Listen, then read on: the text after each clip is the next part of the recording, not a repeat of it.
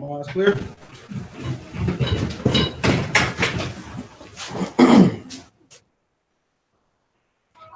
This is Deuteronomy chapter 6 at verse 4.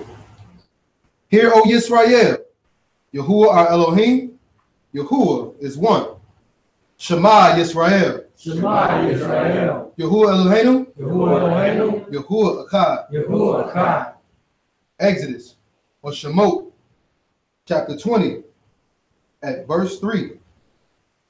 We will have no other mighty ones. We will have no other mighty ones against the Most High. Against the Most High. We will not make any carved image. We will not make any carved image. Any likeness. Any likeness. Of that which is in Shamayim above. Of that which is in Shamayim above. Or which is in the earth beneath. Or which is in the earth beneath. Or which is in the waters under the earth. Or which is in the waters under the earth. We will not bow down to them. We will not bow down to them. Nor serve them. Nor serve them. Yahuwah El. Yahuwah El. Is a jealous El. Is a jealous El. Visiting the wickedness. Visiting the wickedness. Of the fathers on the children. Of the fathers on the children. To the third and fourth generations. To the third and fourth generation. Of those that hate him. Of those that hate him. But showing kindness. Showing kindness. To thousands of those. To thousands of those. Who love him. Who love him. And keep his commandments. And keep his commandments. We will not bring the name. We will not bring the name. Yahuwah El. Yahuwah El. To nothing. To nothing. For Yahuwah. For Yahuwah. Will not leave us unpunished. Will not leave us unpunished. Who brings his name to nothing. Who brings his name to nothing. We will remember the Shabbat day. We will remember the Shabbat day. To keep it Kodesh. Keep it Kodesh. 6 days we will labor. 6 days we will labor. And do all our work. And do all our work. But the seventh day. But the seventh day is the Shabbat. is the Shabbat. Yahuwah El. Of Yahuwah El. For in 6 days. For in 6 days. Yahuwah made Shamayim. Yahuwah made Shamayim. And the earth. And the earth. And the sea. And the sea. And all that is in them. And all that is in them. And rest is the seventh day. And rest is the seventh day. Therefore Yahuwah barak the Shabbat day. Therefore Yahuwah barak the Shabbat day. We will respect our fathers. We will respect our fathers. And our mothers. And our mothers. So that our days are long. So that our days are long. Upon the earth. Upon the earth. We will not murder. We will not murder. We will not commit adultery. We will not commit adultery. We will not steal. We will not steal. We will not bear false witness We will not bear false witness against our neighbor. against our neighbor. We will not covet We will not covet anything that is our neighbor. that is our neighbor's. Father Yah, we give thanks to you on this day, on your set apart Shabbat, for bringing us together. We thank you for giving us life and breath on this day. For some people didn't receive those gifts. Father, we thank you for allowing us another opportunity to get things right with you. For if we lack in any space, any place in our life, Father, we ask that you hold on to us, Father, and that you allow us and walk with us, so we be able to be looked at as beautiful in your sight, that you can actually behold us in your eyesight, Father. For your eyes are so pure that they can't behold evil, Father. We don't want to be evil in your eyesight. Father, we ask that you rain down mercy upon us, Father, and we give mercy to our fellow brother and our sister. Father, we ask that your Ruach rain down in this place, Father, that we can be filled with it, and that we can understand your word, and that we can leave here better than when we came in. All these things we pray and give thanks. Hashem, Yahuwah, Wabinkai, Yahushua, Hamashiach, Ruach HaKodesh. So be it. So be it. Hallelujah. Hallelujah.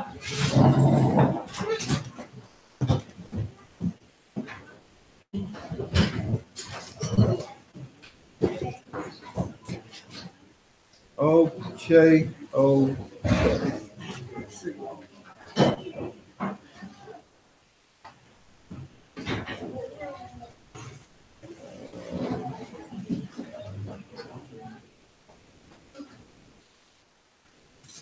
How everybody doing? We all good? The lesson that was going to be brought out today was a tad bit different than what we're going over. We're going to be dealing with a couple brothers came out and been doing lessons here and there about the children of Israel, Gentiles, where Gentiles stand as far as the kingdom. Are they supposed to be around the children of Israel? And all of those type of things. And one video in particular kind of grinded my gears because of the confidence that this brother had with teaching about these Gentiles. The title of this lesson is called Selfwill and Blaphemy. Should Gentiles get in? The brother was teaching that Gentiles shouldn't even be in your congregation at all. You shouldn't see a person of another nation inside of your congregation. Brother was teaching that if you know how the saying goes, if it's a whole bunch of black folks there, and I probably won't be there, or you go the other way, he was saying, no, just go ahead and go and deal with your brother and sister. To a degree, I understand where he was going with that, but it's about being smart, right? Another thing that the brother was saying is that all of the other nations are our enemies. They got us to the place where we at right now. We're in captivity. They're doing us horribly in captivity. So why should we even look at them and say, or teach them anything that got to do with our law, statutes, commandment, or our Savior? Who agree with what the brother is saying? Nobody? Anybody got anything to say? Comment about what the brother was saying in the realm or line of scripture, that is. Gentiles in the New Testament. Can you define that? Because I'm hearing some of those Gentiles are Hebrews that were Hellenized. Some Gentiles in the New Testament were Gentiles that were Hellenized. But you got to be able to decipher between the two, right? So you got instances where James and Peter were talking to Israelites that were Hellenized. You know what I mean? Homebound, that were outside of the home of Jerusalem, but they were still Israelites, right? But that's not the case with every Gentile. You know what I'm saying? We actually gonna see some of that today. So if the Gentile were to truly be seeking Yah, would it be right to turn them away and say, our Elohim don't accept you? Well, according to some of these brothers out here, you will turn them away. They ain't got nothing to do with us. They ain't got nothing to do with our covenant. So you will turn them away. We gonna see that that's a violation of the law. One thing is, you can't profess to keep the law and have the law and got the whole armor of the Most High on, and then turn around and shun people that he didn't shun. One of the biggest things is Esau, right? A lot of people say that that's the white man. We ain't gonna argue today because we know what time it is, right? We might even hit a little bit of that today, not too much. But Brother Quality was talking on the phone earlier this week. You kind of hit on that a little bit. Yeah. What I see is I see a correlation with some of the brothers who teach that to some of the Sadducees and Pharisees in the Old Testament who thought that the word of God was only for them. They started thinking that way and they ended their life thinking that way. But Yeshua showed us something different. In fact, in the Old Testament, it's all through the Old Testament that we got to share His word. And those who accept it will receive it. Absolutely. One of the things that the brother was saying was his favorite saying is "Fubu." For us, by us, Gentiles need not apply.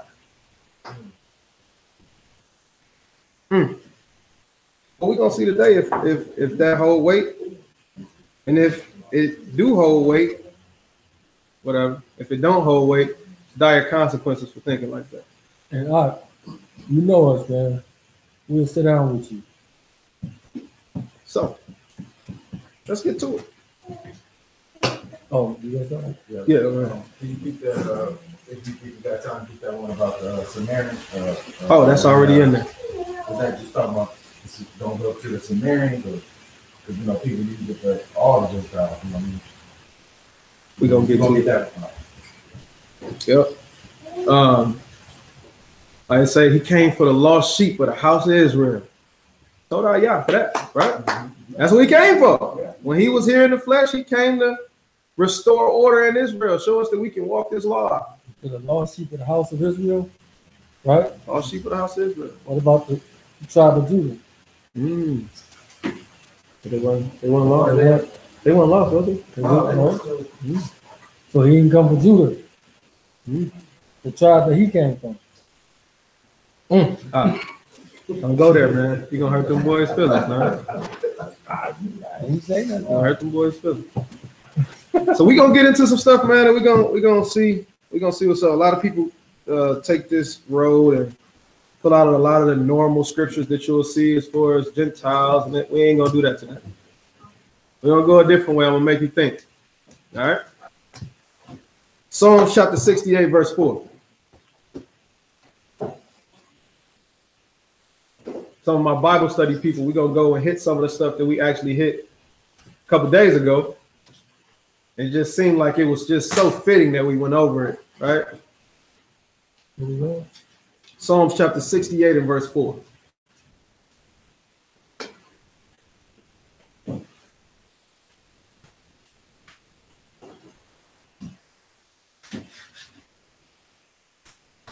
Psalms chapter 68 and verse 4. Sing unto Elohim, sing praises to his name. Do what now? Sing praises to his name. Sing praises to the name of the Most High.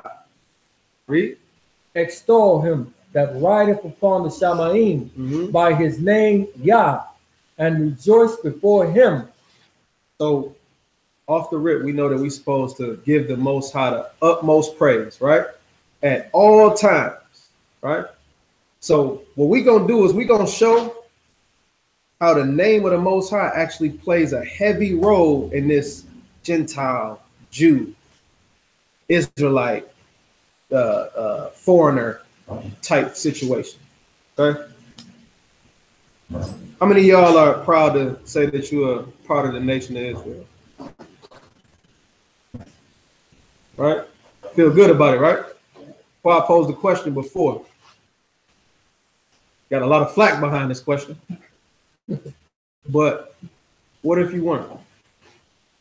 Don't matter. I like that answer. What if you couldn't say, well, hey, brother, you know we are part of the children of Israel. What if you couldn't say, hey, I love the Most High and I'm a part of the bloodline of the Messiah? What if you couldn't say that? Would you still feel the same about the word as you feel right now? Would you still feel some type of belonging? It's easy to say yeah. That's the reason why I say yeah. Why would you say yeah? Because when we were Christians, we did the exact same thing. I like that. Thing was white. We were using that. I like that. I like that. Okay. Let's get Amos chapter 3 and verse 2. This is one of the scriptures that the brother used when he came to defend himself on the post. Okay, you ready? He read it. Amos chapter 3 and verse 2.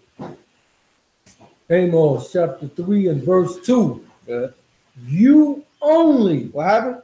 You only. Who is this talking? Yeah. This is Yah talking. It's talking to who? Children of Israel. What he said? You only have I known. Only have I known. Go ahead. Of all the families of the earth. Of all the families of the earth. Out of all the nations, you are the only one that I've known, that I've entered into a covenant with. How many of y'all feel confident and good about that? Okay. Read that again. You only have I known of all the families of the earth. Therefore, I will punish you for all your iniquities. He said, what? I will punish you for all your iniquities. Fathers, mothers in the building, right? You had your child, right? His cousin come over. Your son, your daughter know not to touch that plug. And they the ones that go and touch the plug. What happens? They get a whooping, right? What if the cousin touched the plug too? Who you gonna be more mad at? I'm gonna be mad at mine, right? Because I specifically told you.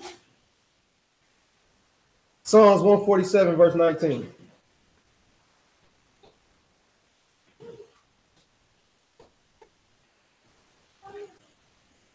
Sure, everybody know these. 147, 19. Psalm 147, 19. This is like Israelite 101 coming into the truth. You like knew these off the bat, right? Go ahead, read. Psalm chapter 147 and verse 19. Read it up. He sueth his word unto Jacob, his statutes and his judgments unto Israel. Unto who? Israel. Unto who? Israel. He say that's right. He show up his word. Go ahead. Unto who?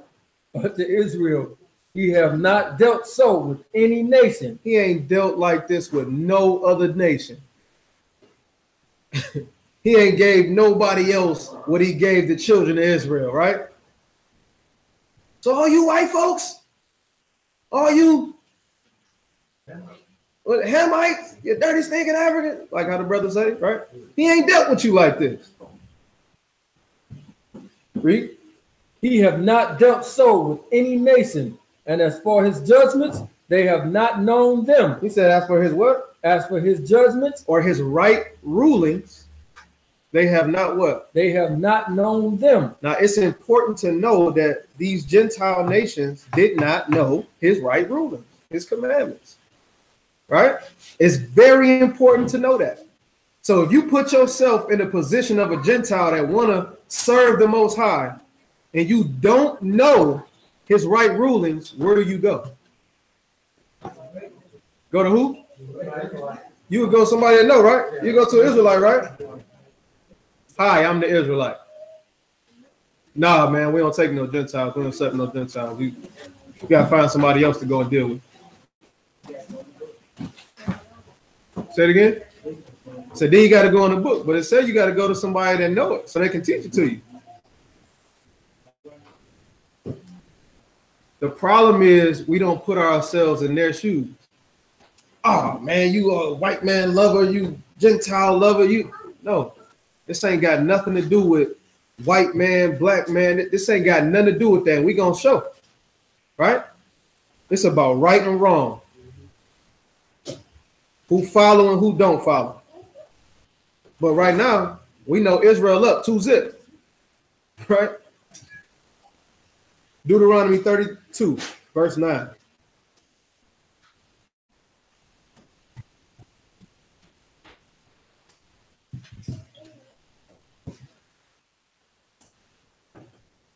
Deuteronomy chapter 32, verse 9.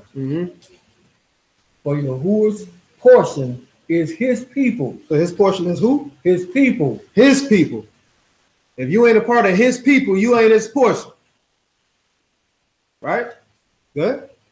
Jacob is the lot of his inheritance. He found him in a desert land and in a waste, howling wilderness. He led him about. He instructed him. He kept him as the apple of his eye. He kept him as what? The apple of his eye. He kept Israel or Jacob as the apple of his eye. That's 3-0. He ain't said nothing about a Gentile yet. All in favor for who? Israel. What everybody like to go to? Get Deuteronomy chapter 7, verse 6.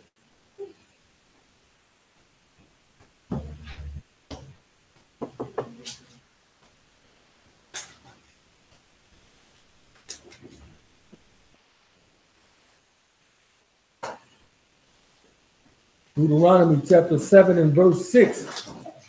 For you are a Kodesh people. You are what? A Kodesh people. So you a holy people. You a holy nation. To who? Unto Yahuwah, your Elohim. You set apart, right? Go ahead. Yahuwah, thy Elohim, have chosen you. He did what? Have chosen you. To be what? To be a special people. Unto himself. Right. Above all people. What? Above all people. To be what? Above all people. Now, how do people render this? What do they say? See? Nobody equal with us. We above everybody. This is the stigma that you get when you come into the truth, right? This is the thing that's imputed upon you when you come into the truth. So now once you start looking at these other Gentile nations, and we start looking at the history of what our people went through, guess what you start to do? You apply it to yourself, right? Ah, man, we went through slavery, segregation. We went through this, we went through that, police brutality, right? I get profiled every time I'm riding in my car. I get pulled over every time I ride down 8 miles, right? You put these stuff into your mind, and some of us become closet racists, right? But all in all, we're a special people, right? Jerusalem is above, like you mentioned. But we're a special people unto himself, right? He came, he got us, he swallowed us, he made us special to himself when nobody else looked at us and wanted us, right? With great power comes what? Great responsibility, right? Romans chapter 2 and verse 24.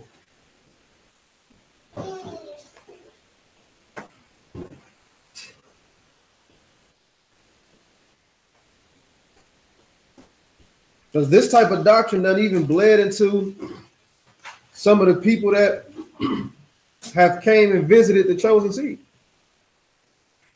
All right? Asking questions like, well, why do we got Gentiles in here? Well, you know, are they supposed to be around here? Are they supposed to be amongst us? You're going to see today. I know none of y'all feel like that in here. Y'all straight. Romans chapter 2 and verse 24. Romans chapter 2, verse 24.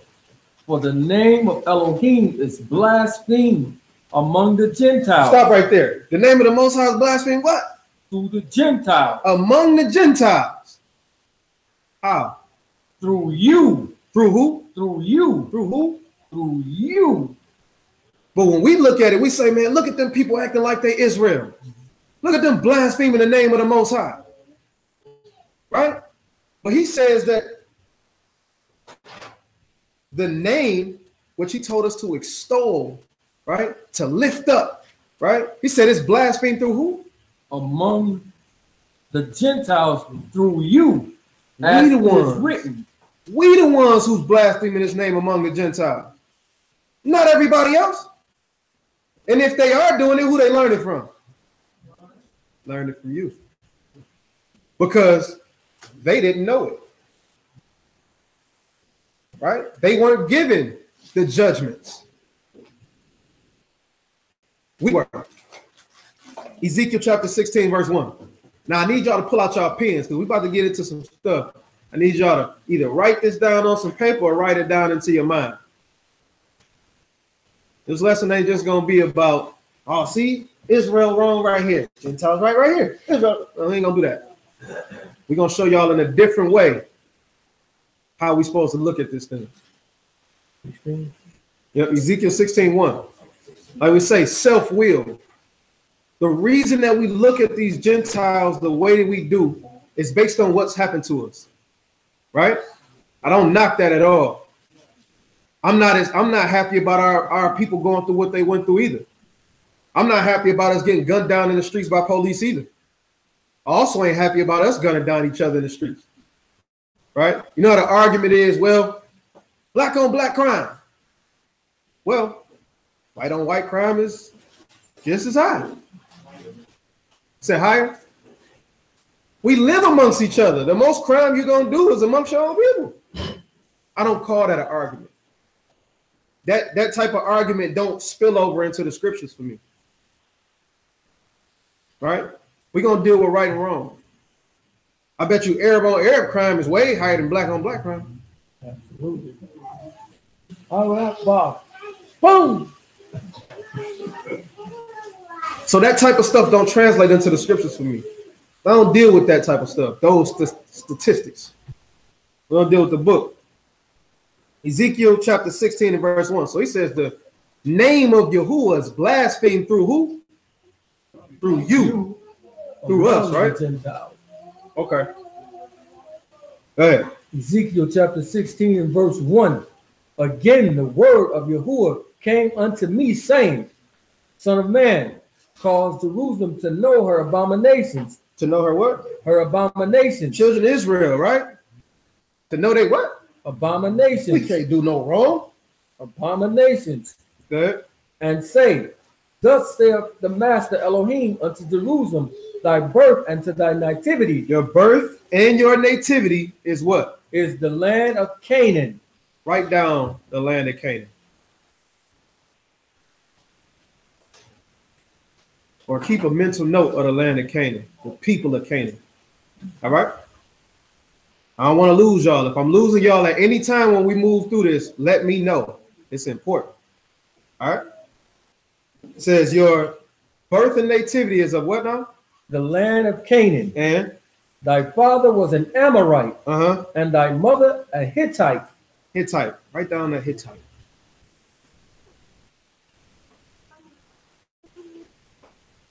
Now I want you to drop down to verse 15. Remember in Deuteronomy chapter 32 and verse 9 where he says, he found you. Matter of fact, let me read it myself, and then we're going to read that. Because everything go back to the law, right? Okay. Deuteronomy chapter 32 and verse 9. It says, for Yahuwah's portion is his people.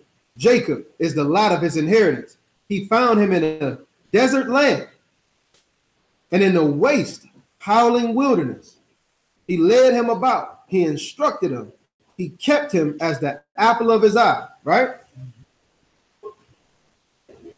Matter of fact, drop down and read verse 4 in Ezekiel. Verse 4, Ezekiel chapter 16 and verse 4.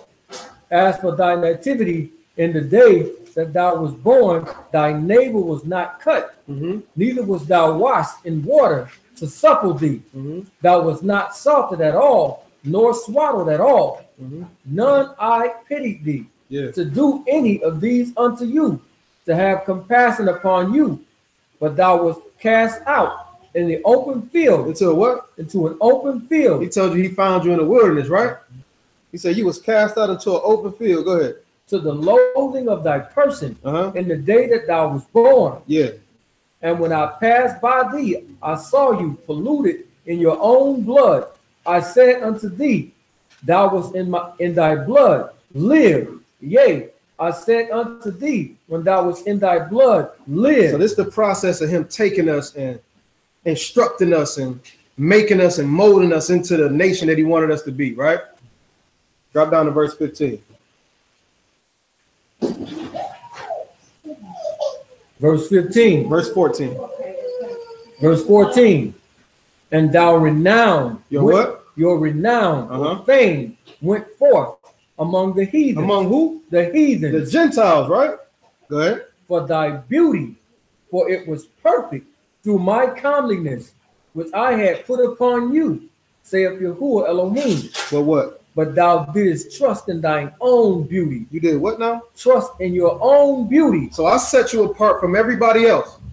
Then you trusted in your own beauty and did what? And played the harlot because of thy renown. He said, then you played the harlot, right? Because of your renown, because of how you look, because of how I suit you up. You went out and you thought you looked so good that you just started playing the harlot. Now, when he's talking about playing the harlot, any woman that played the harlot, what come to mind? Being a whore, right? Okay. Go ahead. But thou didst trust in thine own beauty and playedst the harlot because of thy renown, and pouredst out thy fornications on every one that passed by. His it was. When he say poured out your fornication on everybody that passed by, you kind of know what he's talking about without me having to say it. Right? You gave it up to everybody. Verse 21. Verse 21. That thou hast slain my children and delivered them to cause them to pass through the fire for them, Mhm. and in all thy abominations and thy whoredoms, thou hast not remembered the days of thy youth, when thou wast naked and bare, and was polluted in thy blood. That's the problem with the children of Israel now. We learn the truth. We get so boastful about being Israel that you forget that you just didn't know. You was just in the same boat as the Gentiles that you talking about and not letting in just a little while ago. Read. And it came to pass after all thy wickedness, woe, woe unto thee, saith Yahuwah Elohim. Woe unto the Gentiles.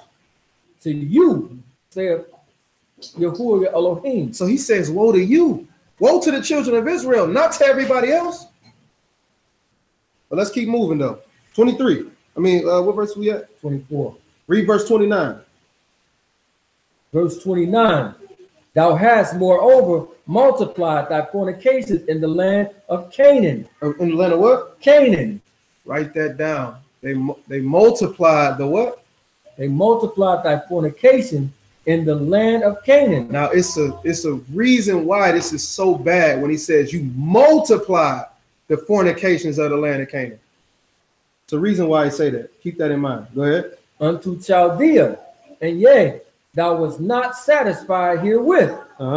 How weak is thine heart, saith the Master Elohim, seeing thou that thou doest all these things, the work of an imperious, whorish woman. Said the work of an imperious, whorish woman. Right? We did a lesson last week about the bread. Mashiach being the manna, right? Oh, what you got? Get Proverbs chapter 6 and verse 24.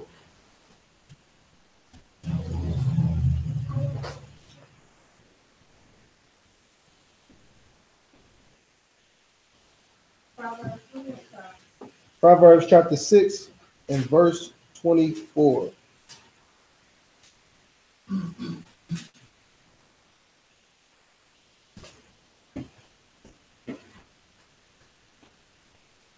Matter of fact, start at verse 26. He called her a whore, right?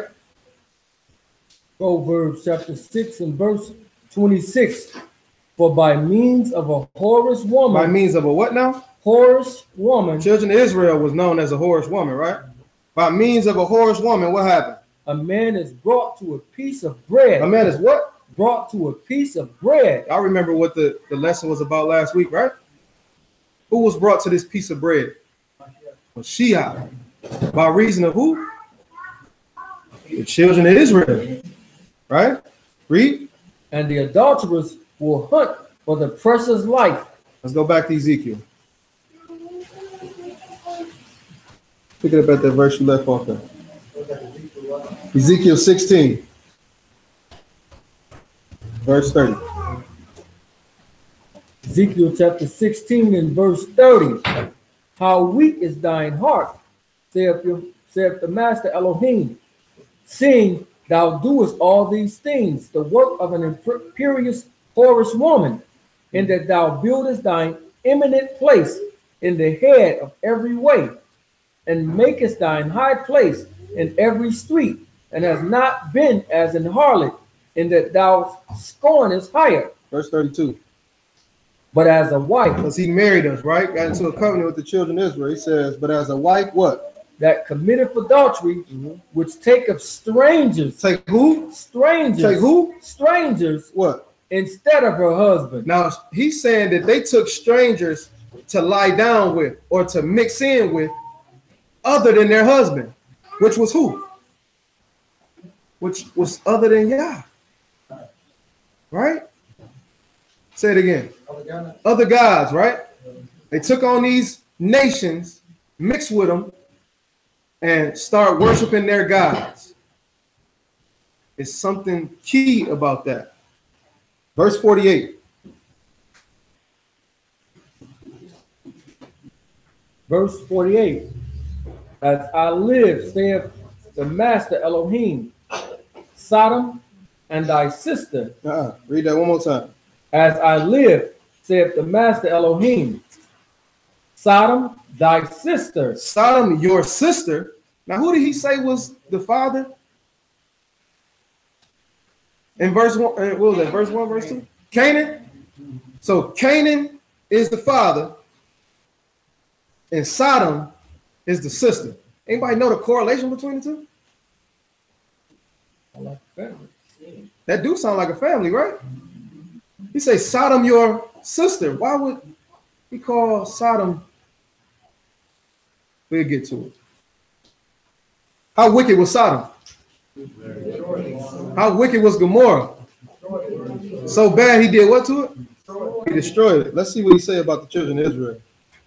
As I live, saith the Master Elohim, Sodom, your sister, Keep that in mind. Go ahead. have not done, she nor her daughters, as thou hast done, thou and thy daughters. Hold on. Do y'all understand what he just said? Sodom and her daughters ain't did as bad as you have. We read what he did to Sodom and Gomorrah. He said, Sodom, your sister, ain't did as bad as you. How major is that? Read the next verse. Verse 49. Behold, this was the iniquity of thy sister Sodom. Of your who? Of your sister Sodom. And what was it? Pride, fullness of bread, and abundance of idleness. Of who? Idleness was in her and in her daughters. Neither did she strengthen the hand of the poor and needy. And they were what? And they were haughty. What's haughty? Anybody know what haughty is? High-minded. High-minded. Up Israel and you ain't. They were haughty and what? And committed abominations before me. Therefore I took them away as I saw good. So he said, I took them away. Verse 51. Neither have Samaria committed half of thy sins. We know Samaria was out cold. He said Samaria ain't even committed half of your sins. Right? So now, when we look at being the children of Israel, and we understand that we are a nation that he gave life to, we understand that we are a nation that is looked at as special to the Most High, that comes with some responsibility. And because we were looked at as some of the best, we did some of the worst, right? So make sure y'all hold on to the fact that Canaan was your father and Sodom is your sister, all right? Isaiah chapter 1 and verse 9.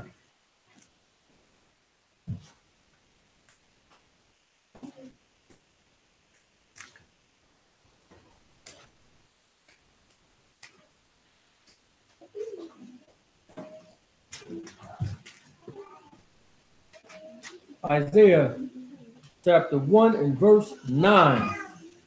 Except Yahuwah of hosts had left unto us a very small remnant, we should have been as Sodom, and we should have been likened unto Gomorrah. So he said, read it one more time. This is like mind-blowing what he's saying, because we understand what happened to Sodom and Gomorrah, right? It still smells like it's burning today, right? So what he say? Except Yahuwah of hosts had left unto us a very small remnant, except it was just some of y'all in there. If it wasn't some of y'all in there that I was going to keep, I'd have did y'all like I did Sodom and Gomorrah. Right? Yeah? We should have been as Sodom, and we should have been likened unto Gomorrah. Hear the word of Yahuwah, you rulers of Sodom. Wait, who is he talking about? He talking to who? He talking to Israel. So not only did he say, I would have did y'all like I did Sodom and Gomorrah, but now in the next verse he say, hear the word of Yahuwah, you rulers of who? Sodom. He talking to Israel and calling them Sodom. That let you know the children of Israel was on some wicked stuff, right? Read on. Give ear unto the law of our Elohim, ye people of Gomorrah. To what purpose is the multitude of your sacrifices unto me? Saith Yahuwah, I am full of the burnt offerings of rams and the fat of fed beasts. I delight not in blood of bullocks or of lambs or of he-goats. When ye come to appear before me, who have required this at your hands to tread my courts? Bring no more vain oblations. Incense is an abomination unto me. The who? Incense is an abomination unto me. And what? The new moons and the Sabbaths, the calling of assemblies, I cannot away with it. It is iniquity, even the solemn meetings. Your new moons and your appointed feasts, my soul hateth. Don't we use this and say this about the Gentiles? Right? Holidays and all. Who are we talking to? Israel. Go ahead. Your new moons and your appointed feasts, my soul hateth. They are trouble unto me. I am weary to bear them. And when you spread forth your hands, I will hide mine eyes from you. Yea, when you make many prayers, I will not hear. Your hands are full of blood. Wash you, make you clean. Put away the evil of your doings from before mine eyes. Cease to do evil. Learn to do well. So we see right here, he calls us Sodom and Gomorrah, right? Y'all still with me so far? We getting to the point. He called us Sodom, he called us Gomorrah. We know how wicked Sodom and Gomorrah was, right? So hold on to those things. You got Canaan is your father. Sodom is your sister. All right, get James chapter 2 and verse 1.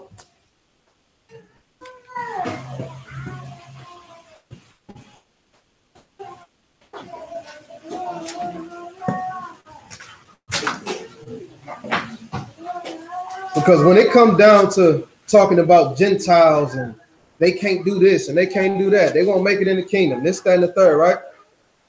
It's all based on your own emotion that you're saying that. It don't have nothing to do with the Most High. Self-will. The fact that you're doing this stuff and saying this stuff to these people is coming out of your own self-will. James chapter 2 and verse 1. James chapter 2 and verse 1. My brethren, have not the faith of our master, Yahushua HaMashiach, the master of esteem, with respect of persons? He said, don't have the faith of the Mashiach with respect to persons. Surely he says respect of nations. Respect of persons. Surely he says respect of Israelites. Respect of persons. He says respect of persons, an individual, right? Let's look at what he said. Verse 2. For if there come unto you, unto your assembly, a man with a gold ring and a goodly apparel, and there come in also a poor man in vile raiment. So he said you got a dude that come in your congregation, he all dressed up, snazzy, right? Fringes looking real shiny and clean, right? Brother got the gold ring on with the mitri wrapped just right, right? I'm talking about whole garment, hand stitched, right? Bezalel made him himself. You understand? Right? He come in there just dapper, right? And then you got another brother who come in there who don't really got the same type of apparel on, right? Say a poor brother. Read it. But if there come unto your assembly a man with a gold ring and goodly apparel, and there come in also a poor man in vile raiment, and you have respect to him that weareth the gay clothing. And you, well, that's not supposed to say gay. It's talking about fine clothing, right? They weren't gay in the word. Shining. Right? The shiny clothing, right? It says, and if you have respect unto the person with the shiny apparel on, what happened? And say unto him, sit right here in this best seat. Hey, brother, you got the best seat in the house, man. You look too. look too dapper to be in the back. All right, read. In a good place, and say to the poor, stand you there. Oh man, don't even sit down, bro. There's a wall right there. Read. Or sit here under my footstool. Or sit where? Under my footstool. A lot of them brothers be like, "Oh, you claim that that you want to serve the Most High, right? Kiss my feet." Y'all done seen them videos, right? They out there. Read. Are you not then partial in yourselves and are become judges of evil thoughts? Mm-hmm. Hearken, my That's supposed beloved. to say judges with evil thoughts. Go ahead, though. Hearken, my beloved brethren, have not Elohim chosen the poor of this world, rich in faith, and heirs of the kingdom which he have promised to them that love him? Now imagine if this ain't just talking about a dude with good clothes on to a dude with bad clothes on, but you got an Israelite, you got a Gentile, right? Gentile come in here and say, "Hey man, you know, where can I sit? You know, I want to be respected." Brother. There's a room back there. Yes, it's a room back there, man. Right. Oh man, I ain't gonna be able to see. Man, dude, don't ask me about what you mean you can't see. You're looking in the mirror. Right? That's how a lot of these brothers feel. But then they see a Israelite come in here, just came fresh off of work on Shabbat. Oh, brother, man, go ahead and sit down right there, man. It's all good. That's respect of persons, right? Again, we ain't talking about race, white and black. We ain't talking about nationality. We talking about right and wrong, right? What if it's Jennifer Lopez? Well, according to some of them brothers, she is a cop with John Travolta in them. You know what I'm saying? They let them sit at the front. But all in all, we see that it's saying that this is respect of persons, right? Read on. Do not they blaspheme that worthy name? Uh-oh, there it go again. Do not they do what? Blaspheme that worthy name? All by who they pick and choose who get a seat? He's saying that you blaspheming the Most High when you do this. Stuff that people don't even think about. I'm keeping the law. Brother, I ain't working on no stuff. You know how long it's been since I had a piece of bacon, brother? But you don't know having respected persons in this regard, something that you would esteem light, is blaspheming the name of the Most High.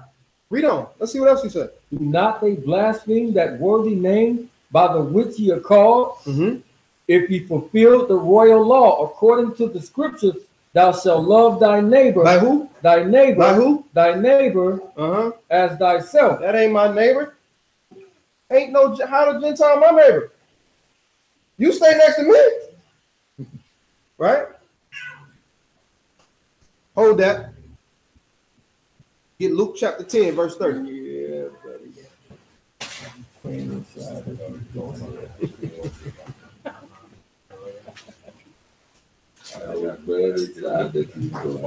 prayer answered. Luke chapter 10 and verse 30. He said, if you fulfill the royal law according to the scriptures, you shall love your neighbor as yourself. Then you do well. Luke chapter 10 and verse 30. Let's see what it says. Luke chapter 10, verse 30. And Yahushua answering said, verse 29. Verse 29. But he, willing to justify himself, said unto Yahushua, and who is, where we at? Verse 29. Verse 29. Yeah. You was right. Okay. And who is my neighbor? So after we read that, same thing, brothers. Well, who is my neighbor? Ain't no Gentiles my neighbor. Right? Let's see what the book says. And Yahushua answering said, a certain man went down from Jerusalem to Jericho and fell among thieves, which stripped him of his raiment and wounded him and departed, leaving him half dead. And by chance, there came down a certain priest. A certain who? Priest. A who? Priest. Hmm. Levite. Go ahead. That way.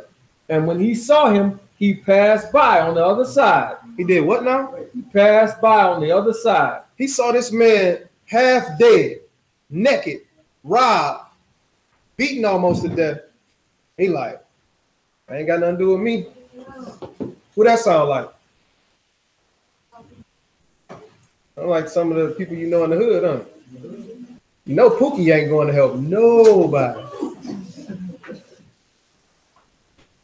That was a joke. You know, that jumped down about, oh, stereotype Pookie. Whatever. Yeah. And likewise, a Levite. Who? A Levite. Mm-hmm. When he So, now did this say a priest? Didn't it say a Levite? Mm-hmm. So not only was this a Levite that came by the second time, but this was a son of Aaron that came by the first time, right? There. And likewise, a Levite, when he was at the place, came and looked on him and passed by on the other side. He looked, he went on the other side, like you see a dog that you don't know. You cross the street, right? This supposed to be family. It's supposed to be people who is your neighbor. This supposed to be people of our nation, right? And they looking at this man dying, bleeding out in the street, and they walking past him. But these the same brothers that the Akeem will say, that's your brother. They the ones who's supposed to be in here. Read on. Verse 33. But a certain Samaritan. A certain who? Samaritan. Uh-huh. As he journeyed, came where he was, and when he saw him, he had compassion on him. Yeah. And he went to him and bound up his wounds. He didn't just go to him and say, hey, brother, you all right? He did what now? And he went to him and bound up his wounds, Yeah. pouring in oil and wine, and set him on his own beast, and brought him to an inn, and took care of him. This is what the Samaritan did. A person that's not of your nation did. But they can't come in here. Now, what happens if this dude done brought him, got him back to safety, right? And he tried to go to that man's Sabbath class next week. Say, hey, brother, you know, I'm going to go ahead and stop through. And he get there. And the leaders of the congregation say, well, who is this child? Oh, he can't come in here. With the same priest that walked past the dude. Now he telling him, oh, brother, you all right? Man, I seen you last week, bro. Thought you was out of here, man. Right? Good. Verse 35. And on the morrow, when he departed, he took out 2 pence. On the what? The morrow, When he did what? took out 2 pence. So he stayed there overnight with him. He didn't just drop him off and say, I did enough. He stayed overnight with him. Go ahead. And gave them to the host, and said unto him, take care of him, and whatsoever thou spendest more, when I come again, I will repay you. He's saying that a Samaritan did this, not one of his own. So when you got somebody who said that they want to cleave onto the house of Israel, when you got somebody that said they want to worship the Most High and do the things that the Most High want us to do, how do you turn them away? The only reason they're there to come to your congregation is because they have an interest in the Most High. How do you turn that away? Get Mark 16:15. How do you turn that away? Oh man, we ain't even supposed to be teaching them. They don't have no clinging to our covenant. How? Because remember, it says that they didn't know the judgments. Right? Mark 16:15 says what? Mark chapter 16, verse 15. And he said unto them, go ye into all the world. Unto where? All the world. The world of Israel. The world. The sports world. No, he said go into all the world and do what? and preach the good news To what? To every creature. Oh, well, nah. He just said creature right there. So that means just the Israelites and dogs. Israelites and camels and all that. Nobody else. No, to everybody. Everybody that's created. He said, go and preach the word too. So how dare you tell somebody that they can't come into your congregation and hear the word from you? How dare you? Because if that's the case, the Pharisees didn't allow sinners around them. Right? So when Mashiach came and he was around the sinners, they're like, man, he don't even know what type of people he around. What? They came from being sinners. Anyway, let's get back to it. What was that? Mark 16:15? Mm-hmm. Get Matthew chapter 8 and verse 1. We'll read verse 16. Oh, go ahead. It says, he that believed. Israel that believed. He that believed. Only Jacob's kids that believe. He that believes and is baptized or immersed shall be saved. But he that believeth not. Only Israel that don't believe. He that believeth not. Only all of the Gentiles that don't believe. He that believeth not shall be damned. See. Matthew chapter 8, verse 1.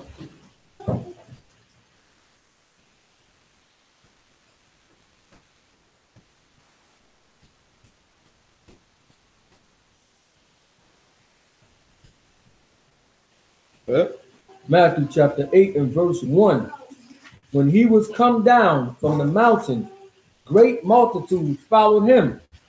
And behold, there came a leper, and worshipped him, saying, Master, if thou wilt, thou canst make me clean. And Yahushua put forth his hand and touched him, saying, I will, be thou clean. And immediately his leprosy was cleansed. And Yahushua said unto him, See, thou tell no man, but go thy way, shew thyself to the priest, and offer thy gift that Moses commanded for a testimony unto them. And when Yahushua was entered into the Capernaum, there came unto him a centurion, beseeching him, and saying, Master, my servant lieth at home, sick of the palsy, grievously tormented. And Yahushua saith unto him, I will come and heal him. He said, what? I will come and heal him. That's a Gentile, man. I ain't going over there. Right? Go. The centurion answered and said, Master, I am not worthy that thou shouldest come under my roof, but speak thy word only, and my servant shall be healed. For I am a man under authority, having soldiers under me. And I say to this man, Go, and he goeth, and to another, Come, and he cometh, and to my servant, Do this, and he doeth it. When Yahushua heard it, he marveled and said to them that followed, Verily I say unto you, I have not found so great faith, no, not in Israel. Stop it. Now, he just mentioned that he had a bunch of people following him, right? All whom I would assume are Israelites, right? This centurion come up and say, look, you ain't even got to come to my house. I know if you just say it, it's going to happen, right? I got people that's under me, and if I tell them go here, go there, it happens. So I know all you got to do is say it, and it's going to happen. And before he could even do anything, he looked at I ain't seen no faith like this in all of Israel. So who else he talking to? People that's behind him, right? So he say, don't have the faith of Mashiach with respect to persons. Because if this Gentile had more faith than anybody else that was in the land at the time, or that was amongst the family at the time, do he not deserve a spot? Let's go back to James chapter 2, verse 10. Don't forget to keep on to what I told y'all to keep on to. We about to hit that in a second. James chapter 2 and verse 10. For whosoever shall keep the whole law and yet offend in one point, he is guilty of all. He is what? Guilty of all. Oh man. See, that's why we can't keep that old law now. He said if you offend in one, you offend in all. If you break one, you break them all. That's what a lot of the, I won't even just say Christians, I would say a lot of the people in general run with. If you break one, you break them all. So we ain't no way in the world we can keep them. Right? Let's see what he said. Verse 11. For he that said, do not commit adultery. Who said don't commit adultery? Yahuwah. Y'all said it, right? Y'all said don't commit adultery. One more time. Y'all said don't commit adultery. So it says, for he who said what? Do not commit adultery. Said also, do not kill. So he said the same person that gave this law, gave this law. Same person that gave that law, gave that law. All the way down to your commandments, right? Not just one, not just four, not just the second half of the 10. The same person that gave commandment number 1 gave commandment number whatever they end off at. Are we in agreement? Yes, sir. Okay, go ahead and read. For he that saith, do not commit adultery, saith also, do not kill.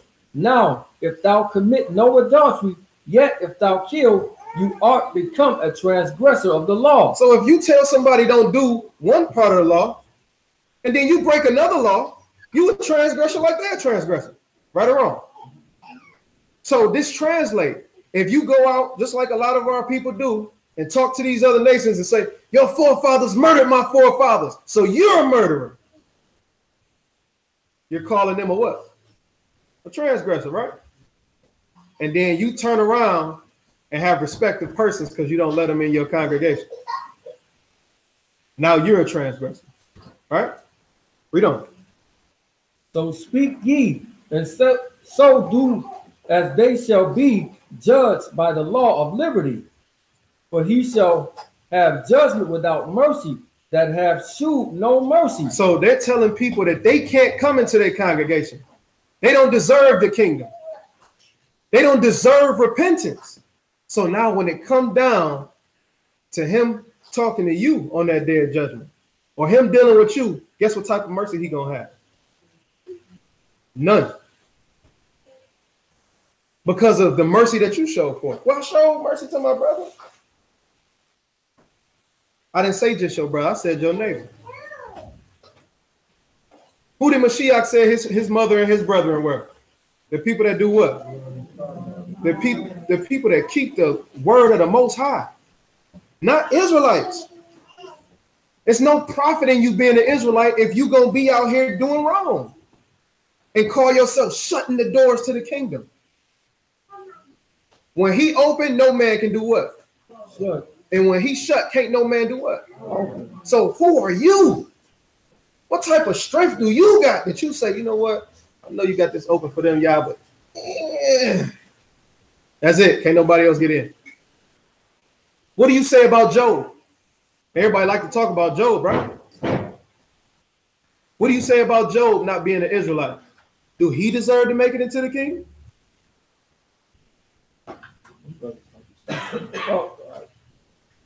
They say he was a perfect man, right? Do he deserve it? No. No, he don't deserve it. Right? Romans chapter 2.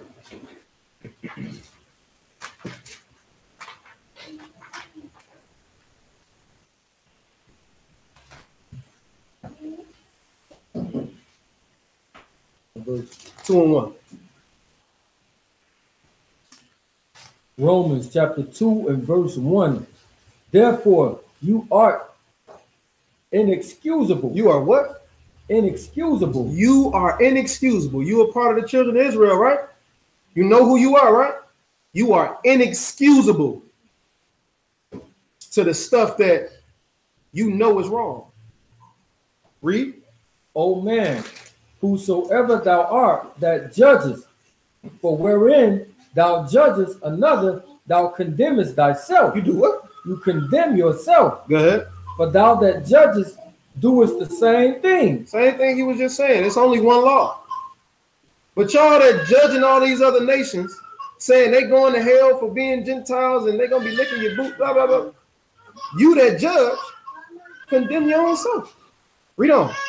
But we are sure that the judgment of Elohim is according to the truth. It's according to who? The truth. According to nationality. The truth. According to being an Israelite. The truth. According to you not being an Israelite. The truth. It said his judgment is according to the truth. Go ahead. Against them which commit such things. And thinkest thou this, O man, that judgest them which do such things, and doest the same, that thou shalt escape the judgment of Elohim? Oh, so you think because you're an Israelite and you do your little dirt on the side that you're going to escape, but the people who not a part of your the quote unquote bloodline of Israel, they gonna get all of the repercussions. It don't work like that. You don't get no way out. So let's see something. The children of Israel were given blessings and cursings, right? And we were able to somehow get ourselves outside of the way of the blessings, and we got cursed. Yeah? Would you say the children of Israel acted wickedly in the fact that they were cursed? Okay. So would you look at a person that's cursed and say that they won't make it to the kingdom? No? Would you look at the children of Israel as being cursed, as not being able to get out of that curse? Will we one day be vindicated? Were we vindicated through the blood of Mashiach? All right, let's see something. What was them two names that I told y'all to remember? Amorite, Hittite. Canaan, Amorite, Hittite. Okay. Let's get Genesis chapter 9, verse 18.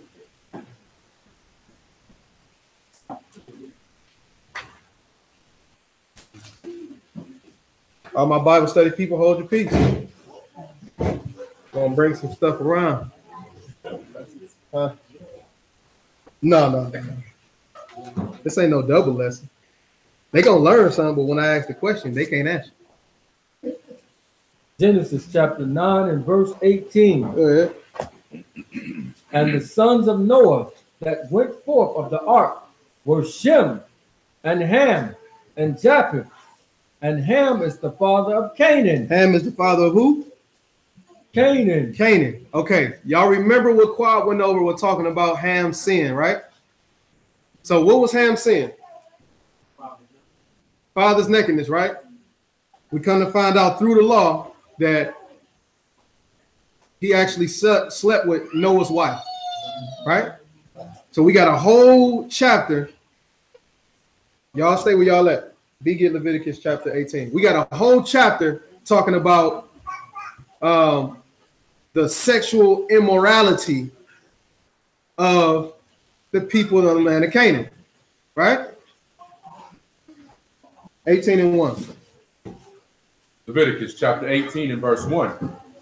And Yahuwah spake unto Moses, saying, Speak unto the children of Israel, and say unto them, I am Yahuwah your Elohim, after the doings of the land of Egypt, wherein you dwelt, you shall not do. And after the doings of the land of Canaan, where I bring you, shall you not do, neither shall you walk in their ordinances. So we know going down this list, it's a whole bunch of sins that deal with sexual immorality, right? Sleeping with the same sex, sleeping with animals, sleeping with your father's wife, sleeping with your sister, sleeping with this person, that person, all that, right? And he said, don't do this like the people of the land of Canaan do, and don't do this like the people of the land of Egypt do, right? Okay, let's go back. Let's read where we left off in Genesis chapter 9. Genesis chapter 9, 18 again. And the sons of Noah that went forth of the ark were Shem, Ham, and Japheth. His three sons. Did Noah believe in the Most High? So what would he teach his sons to do? Okay.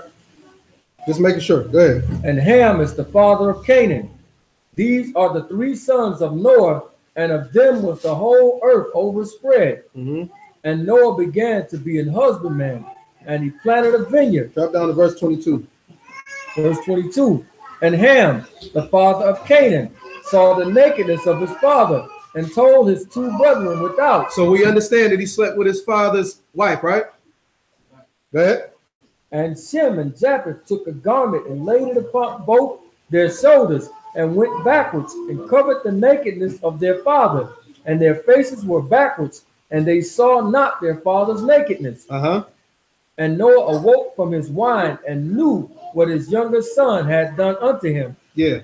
And he called, and he said, Cursed be Canaan. He said, what now? Cursed be Canaan. He cursed Canaan. Right? Read. A servant of servants shall he be unto his brethren.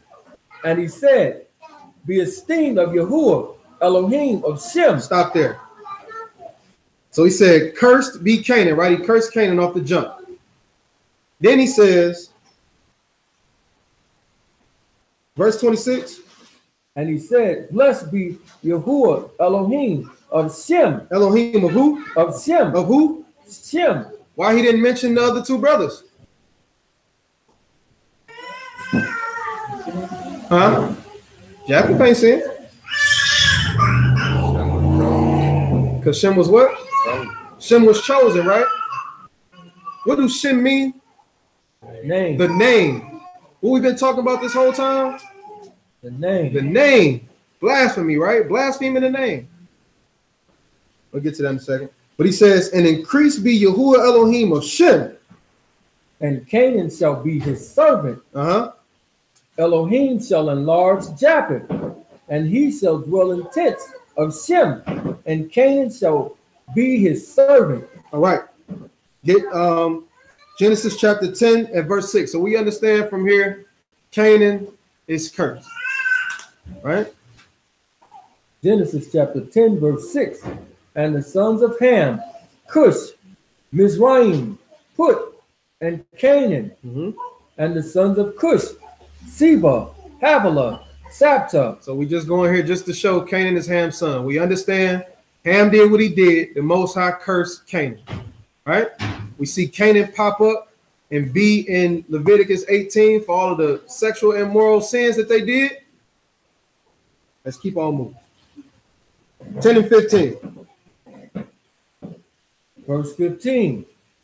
And Canaan begat Sedad, his firstborn, and Heth. What is Heth? Say it again, B. Hittites. Father of the Hittites. Heth. So Canaan is the father of the Hittites. Right? He says, your father was who? Your birth and your nativity was from of who? Canaan, right? What land was Abraham supposed to go into? Canaan. Verse 18. Verse 18. And Arvadite and the Zemarite and the Hamathite and the afterwards were the families of the Canaanites spread abroad. They were done what? Spread abroad. Now, who was the one who was supposed to spread and be abroad? Who was supposed to be enlarged? Japheth. But what did Canaan do? Canaan did. Canaan spread itself abroad, right? Violation. Right? What verse is that? Verse 18. Verse 19. And the borders of Canaanites were from the Panama Canal. They from where? The Panama Canal was from Sinai, as thou comest to Gerar unto Gaza. And where else? And thou goest unto Sodom. And they go to where? Sodom. They go to where? Sodom. And Gomorrah. They went to Sodom and Gomorrah. Now, what's Leviticus 18 say about those sins, the sexual immoral sins? Don't do like who? Canaan. So when we see the Most High smashing out Sodom and Gomorrah, who exactly was he smashing out? Canaan.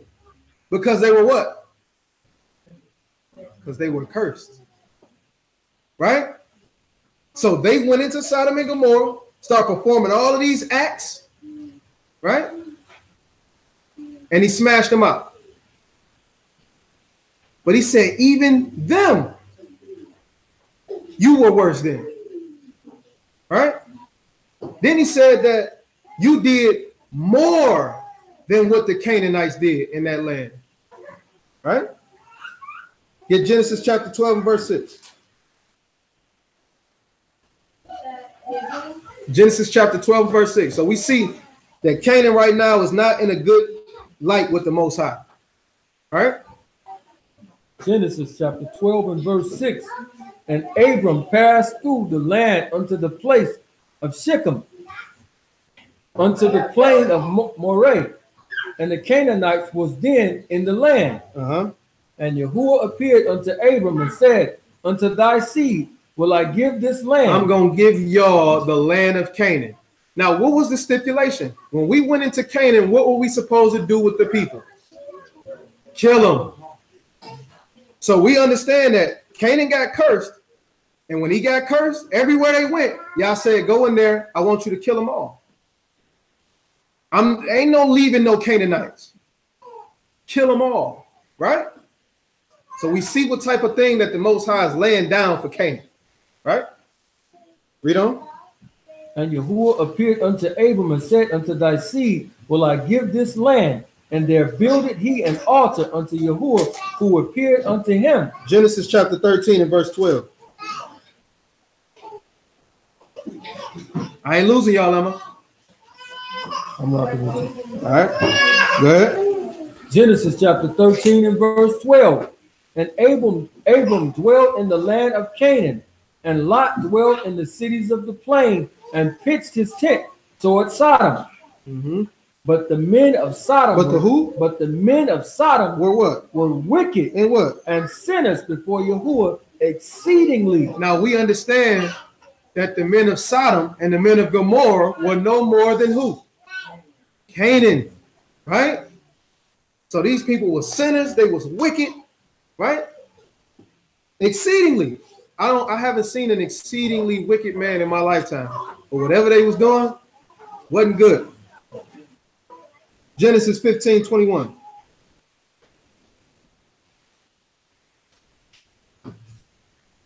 Genesis chapter 15 and verse 21. And the Amorites. And the who? Amorites. And the Canaanites. And the Girgashites. And the Jebusites. Now you're going to find out if you go back and read Genesis chapter 10 that all of these were in the same family. Right? Genesis chapter 24 and verse 1.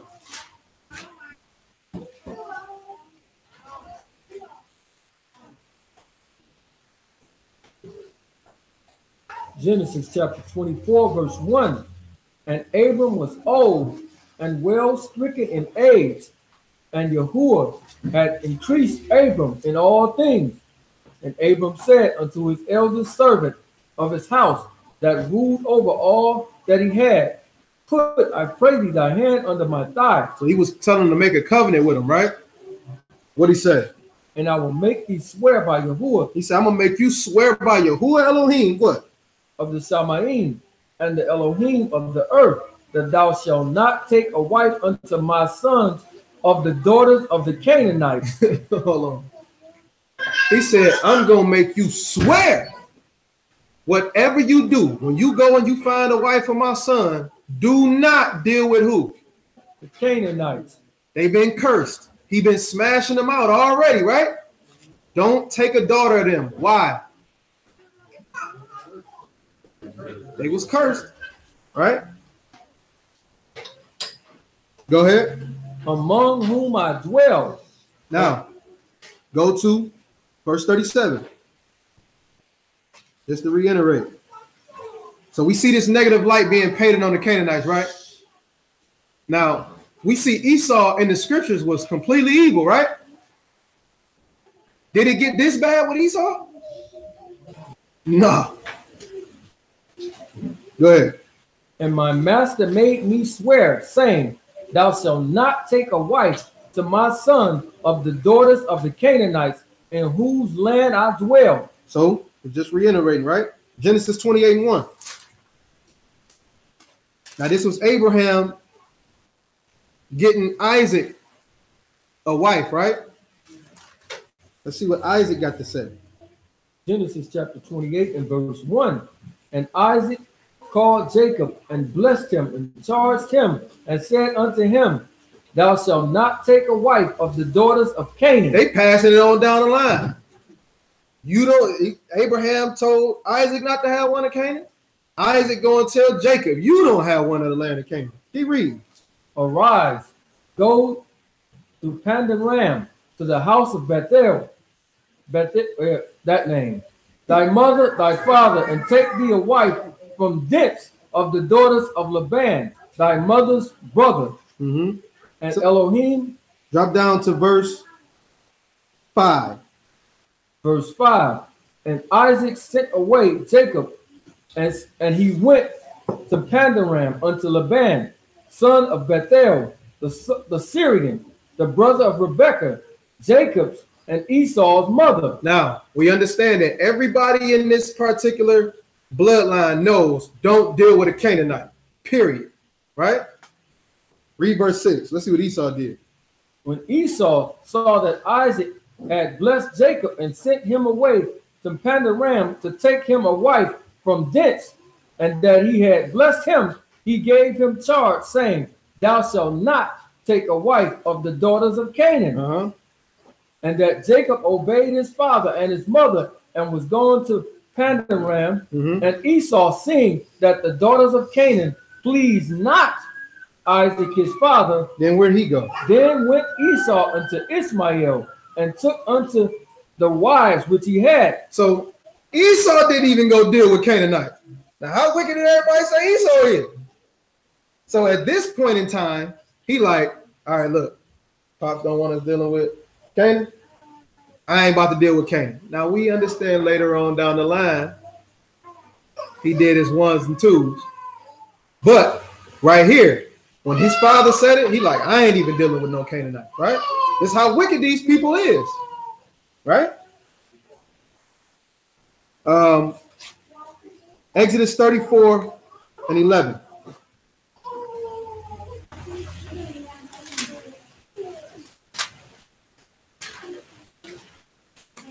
So we're establishing how bad it was for anybody to go and deal with the Canaanites, right? Now, when we read this story, we're going to see some stuff unfold and how this pertains to the Israelites of the day. Where we at now? Exodus? Exodus 34 and 11. Exodus chapter 34, verse 11. Observe you that which I command thee this day.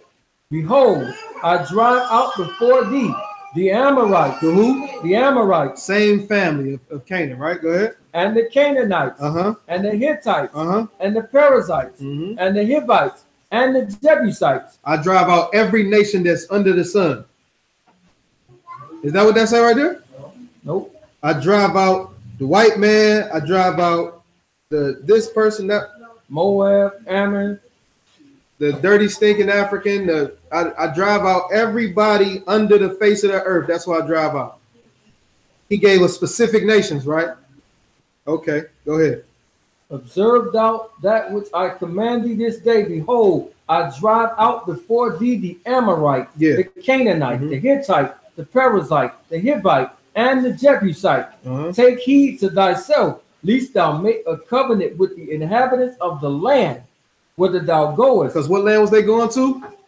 Canaan. Canaan. He said, don't make no covenant with them, right? Read. And the land whither thou goest, lest it be for a snare. A what? A snare in the midst of thee. So we understand that no matter what, y'all didn't want us dealing with no Canaanites. Period. It was going to be a snare to us. What else? But ye shall destroy their altars. So just like when he was telling us to go on the land and destroy them, everything they got, you destroy. Read. Break their images, cut down their groves, but thou shalt worship no other Elohim, for Yahuwah, whose name is jealous, Elohim, Mhm. lest thou make a covenant with the inhabitants of the land, and they go whoring after their gods, and do sacrifice unto their gods, and one call thee, and thou eatest of his sacrifice, Mhm. and thou take of their daughters unto thy sons, and their daughters go a whoring after their gods, and make thy sons go a whoring after their gods. Thou shalt make thee no molten gods. So don't mix with Canaan at all. Don't make a covenant with them. You don't mess with their daughters. Our daughters don't mess with their sons, because if they do, they're gonna do what? Go whoring, right? Start worshiping other gods, right? So this was the foundation for this was laid way back when he cursed Canaan, right?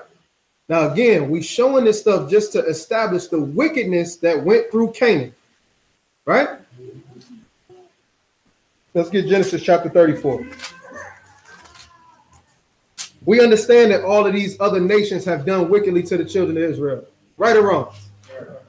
We're not saying that all these other nations ain't done wickedly.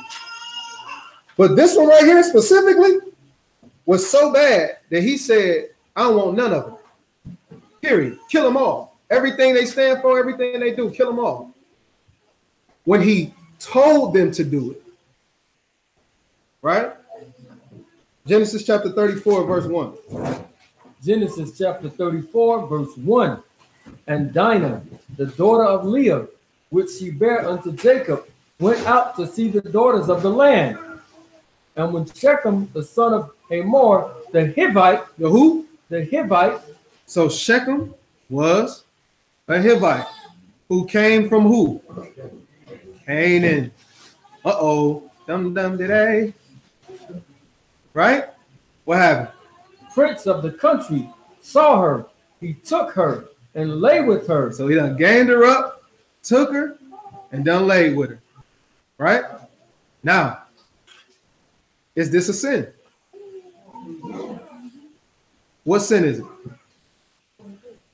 Fornication? You sure?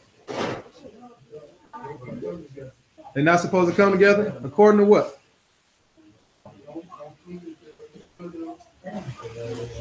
Okay, so he said, don't mess with the children of Canaan. When did he say that, though? This is before. This is before Exodus, right? Now, we do understand that it's like, look, Jacob told his son, don't go and mess with no Canaanites, right? Isaac told his son, Abraham told his son, don't go mess with the Canaanites. But it wasn't a law at this time, right? So, let's keep reading. And when Shechem, the son of Hamor, the Hivite, prince of the country, saw her, he took her, lay with her, and defiled her. And he did what with her? Defiled her. How did he defile her?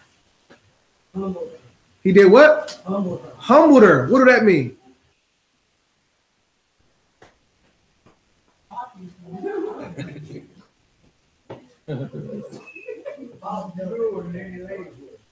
Say it again. His mouth started drooling, then he laid. In some kind of way, he got her to lay with him.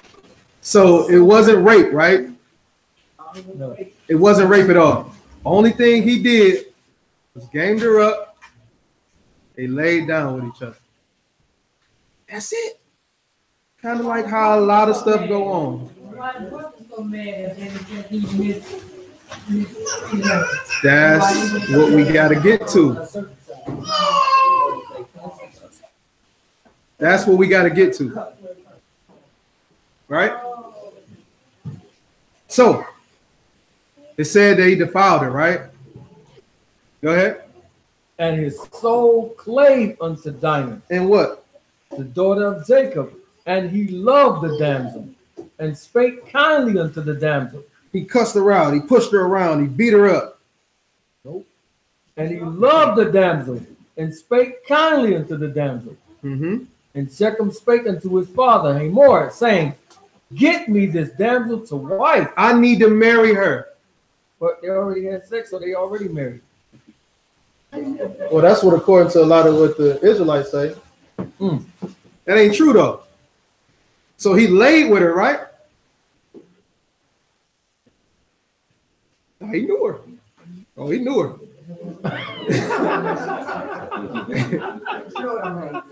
But oh, he knew her. he hadn't married her. He didn't go through the proper channels to marry her. How are you supposed to marry? How is that supposed to go down? Go to the father, say, yo, I want to marry your daughter. Here go the dowry, blase, blase. And then you get to know her, right? This particular thing happened the opposite way. He knew her first, and then he asked her, right? But does the law say that this is fornication? Now, I want to ask y'all before I even go to this. Did I write this Bible? No. My name is nowhere on this thing. So think about how you got married, so to speak, or how a lot of people get married, right? Do you always go to the father first? No. You know nothing about that. But what did you do after you laid with her? Then you went to it, right? Because sometimes the lust jump up in you, right? Hey, what Paul say? He said, if you can't contain yourself, do what? You better go get married, right? Exodus chapter 22. Let's see what the law said. Where we going? Exodus 22 and verse 16. Let's see what the law said.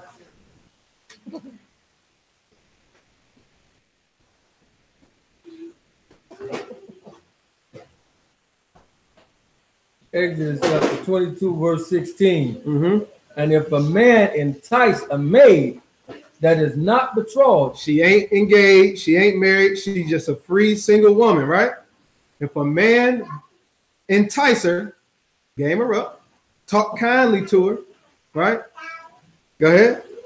Not betrothed, and lie with her. And do what? Lie with her. And lie with her, then what? He shall surely endow her to be his wife. He has to make her his wife, right? So the sin part comes in if he don't make her his wife, not just they initially laid down with each other, right? We had clarity on that. So he said, look, okay, I know that y'all got flesh on you. You do what you do, right? But once you sleep with that woman, you better marry her. Bottom line, shotgun wedding, boom, right? That's the law. That's what the book says, right? Now, a lot of us sometimes, how it's supposed to go to the father first, pay that dowry. If the father accepts you, then you lie with him. But if it doesn't happen in that way, then the Most High has put a law in place to say, okay, if you lay down with this woman, now you have to marry her to be in compliance with the law, right? Let's go back to Genesis. So, seeing as though this took place, this man that's of the land of Canaan, that done slept with this woman of the children of Israel,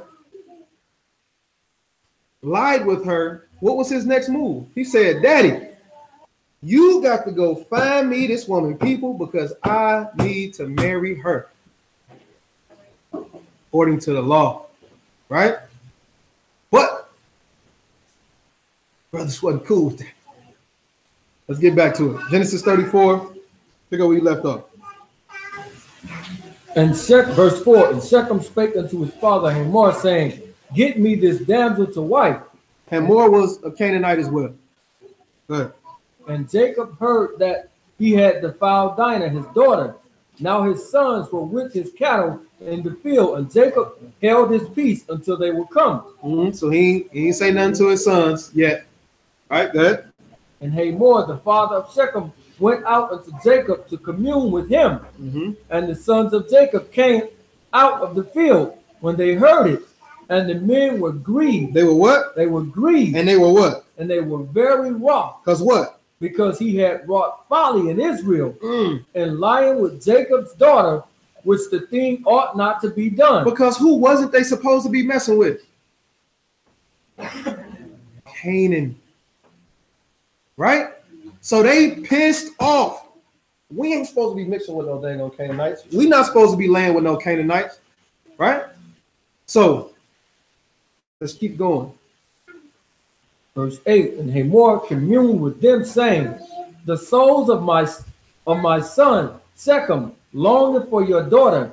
I pray you, give her him to wife, and make ye marriages with us. And do what? Make you marriages with us, and give us your daughters unto us, and take our daughters unto you. Now, even though Shechem was going in for his son, he was trying to mix in with everybody.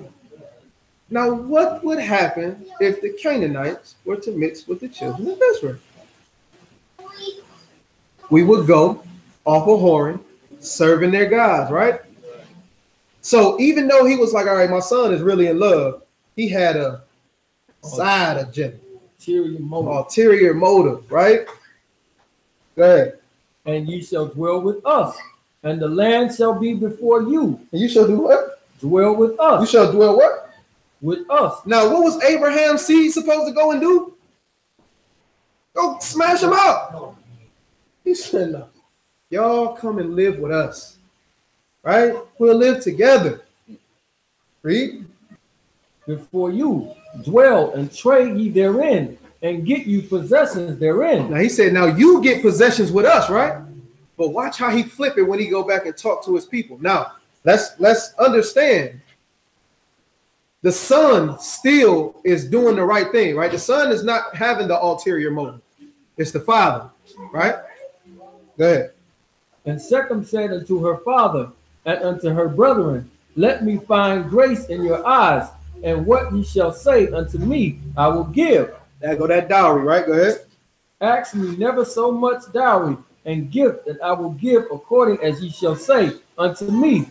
But give me this damsel to wife. What? Now this is Shechem, right? He like, man, look, all that aside, man, whatever y'all need me to give, I love this woman. Whatever y'all need me to give, I'm gonna give, right? Whatever dowry, it ain't no price too high. Whatever you need me to do, I want this woman. Did this sound like a man that raped Dinah? No. But let's see what the sons of Jacob said, because remember, the sons of Jacob was pissed off. They was wrong because they understood we ain't supposed to be laying with no Canaanites. This man done took my sister and gained her up. Oh, stupid behind out there messing around. Right? Told her not to go out there, man. Well, you should have been teaching her. You should have told her how to. Right? Slick nigga. Exactly. Right? Just like you go out, you see your sister. She done married a drug dealer. Right? She done got with a drug dealer who ain't no good or whatever. Oh, stupid behind her, went out there messing around. Right? They was pissed off. So instead of just saying, hey, all right, man, give us $1 million. Give us 5,000 horses. What dowry supposed to get, right? Things, what did they say? They tried to discourage him. What did he say? Go ahead. And the sons of Jacob answered Shechem and Hamor, his father, deceitfully. What? Answered him deceitfully. Because they already pissed, right? So they like, all right, look, we're going to try to get them off of this, right? Go ahead. Because he had defiled Dinah, their sister. And they said unto them, we cannot do this thing. Now, was it a lie? Yes, they could do it. Bro, we can't give our sister up, man. Go ahead. To give our sister to one that is uncircumcised, but that were a reproach unto us. So they used the uncircumcised thing in there, right? Man, we can't. Yeah, you uncircumcised, bro. It's against our. We can't do that. Sorry. Right? Go ahead. But in this will we consent unto you. Go ahead. If ye will be as we be, that every male of you be circumcised. So you got to imagine how they was. Watch this one. Hold on. We can't give her up unless you get circumcised. You gonna get circumcised, right? Trying to deter them. What happened? Then will we give our daughters unto you, and we will take your daughters to us, and we will dwell with you. Now he know they ain't supposed to do this, but he was expecting them not to do it. Read. And we will become one people. But if you will not hearken unto us to be circumcised, then we will take our daughters and we will be gone. We gonna be up out of here, man. If y'all don't get circumcised, hey, we out of here. That was their way out. But this brother was determined to have that woman. Go ahead. And their words pleased Hamor. He said, he did what? It pleased Hamor. It's a grown man. So he got to cut his foreskin off. That's all I gotta do. That's it. Man, run it. Right? Read. And Shechem, Hamor's son.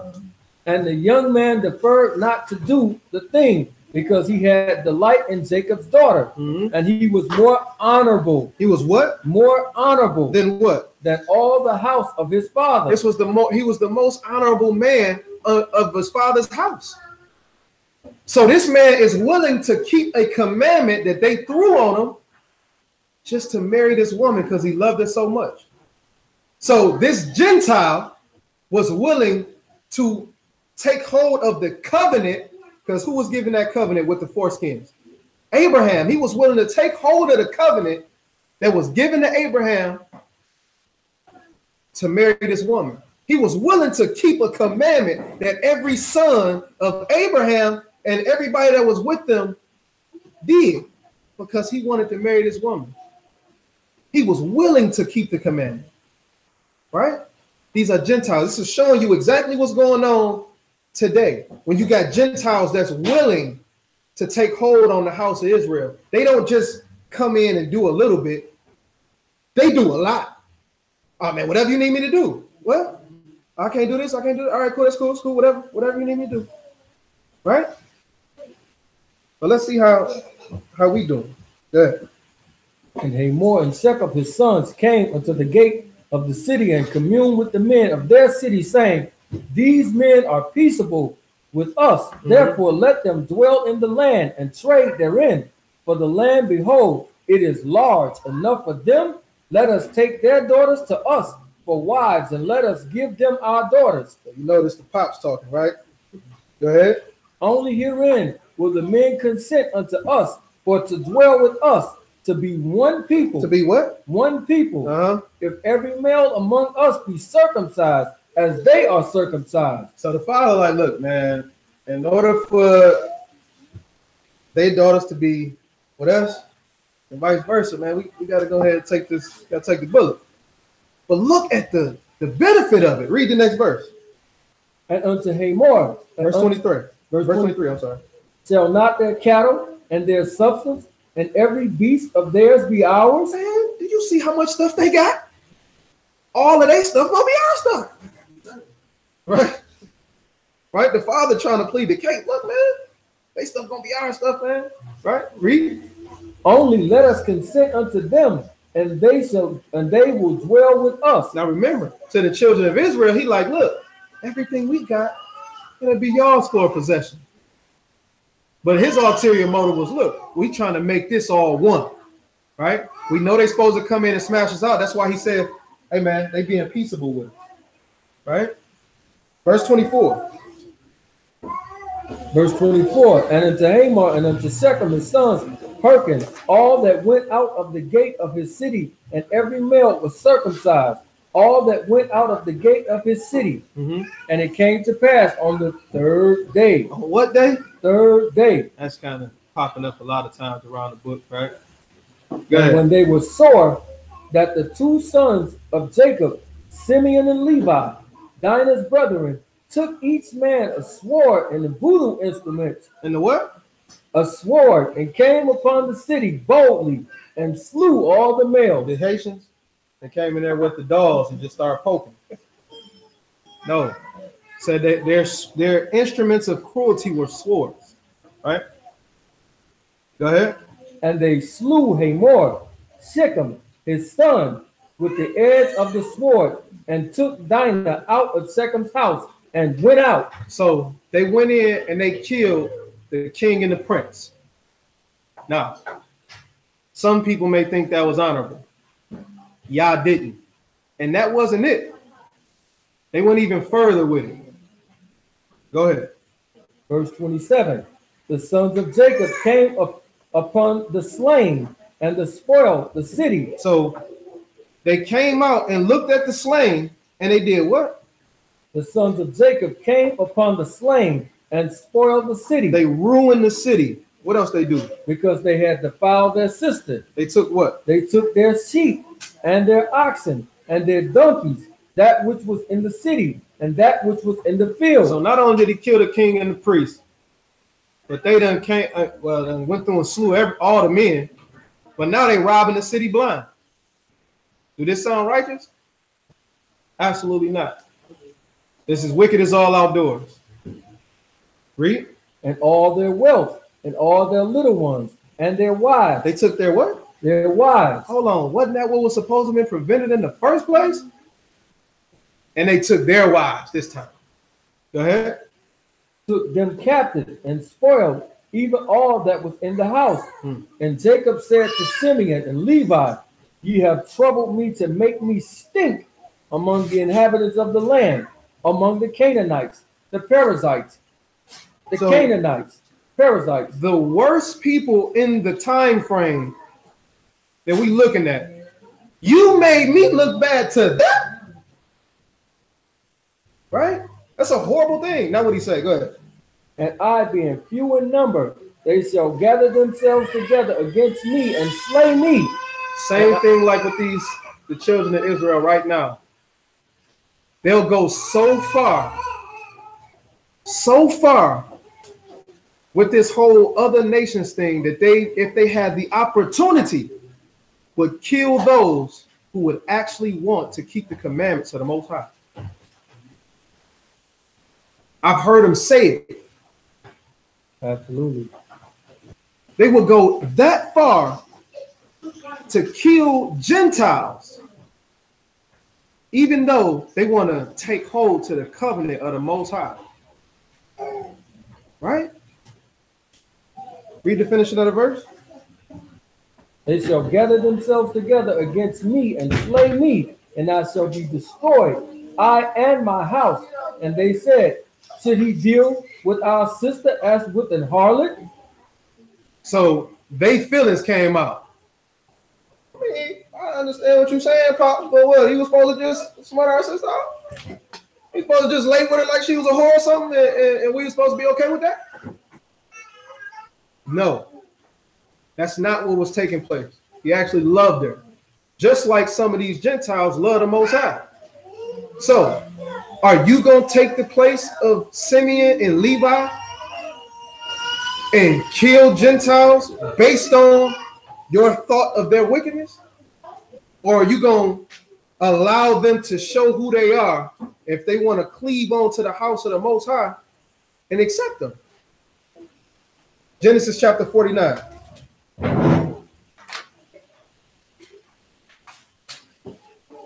We're going back to Romans, and then we're going to close out.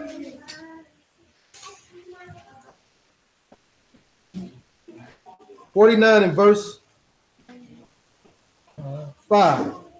Genesis chapter 49 and verse 5. Simeon and Levi are brethren. Instruments of cruelty are in their habitations. Voodoo dolls and what else they got? What else they said? Voodoo dolls. What else? It says voodoo. Chicken feet. The instruments of cruelty, which was the sword. Go ahead. Are in their habitations. O my soul, come not thou into their secret, unto their assembly. Mine honor, be not thou united. He said, don't be, he was telling them, don't be united with his honor.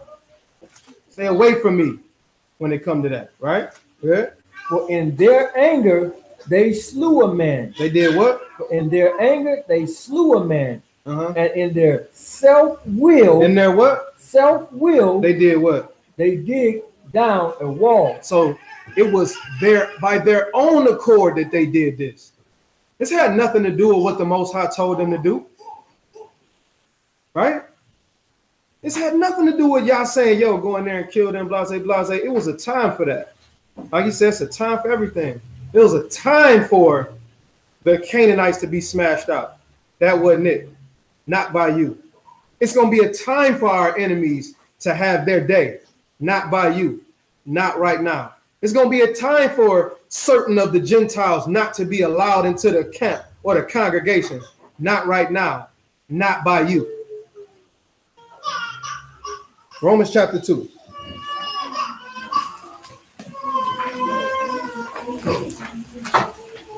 I gave that example to show you the worst of the worst. Right? We're still willing to accept the covenant. In the next chapter, it actually said that the Most High had to give Jacob and the children of Israel protection from them other nations not to smash on them. Right? Because they did something they wasn't supposed to do. Romans chapter 2. And let's pick it up at verse. One moment.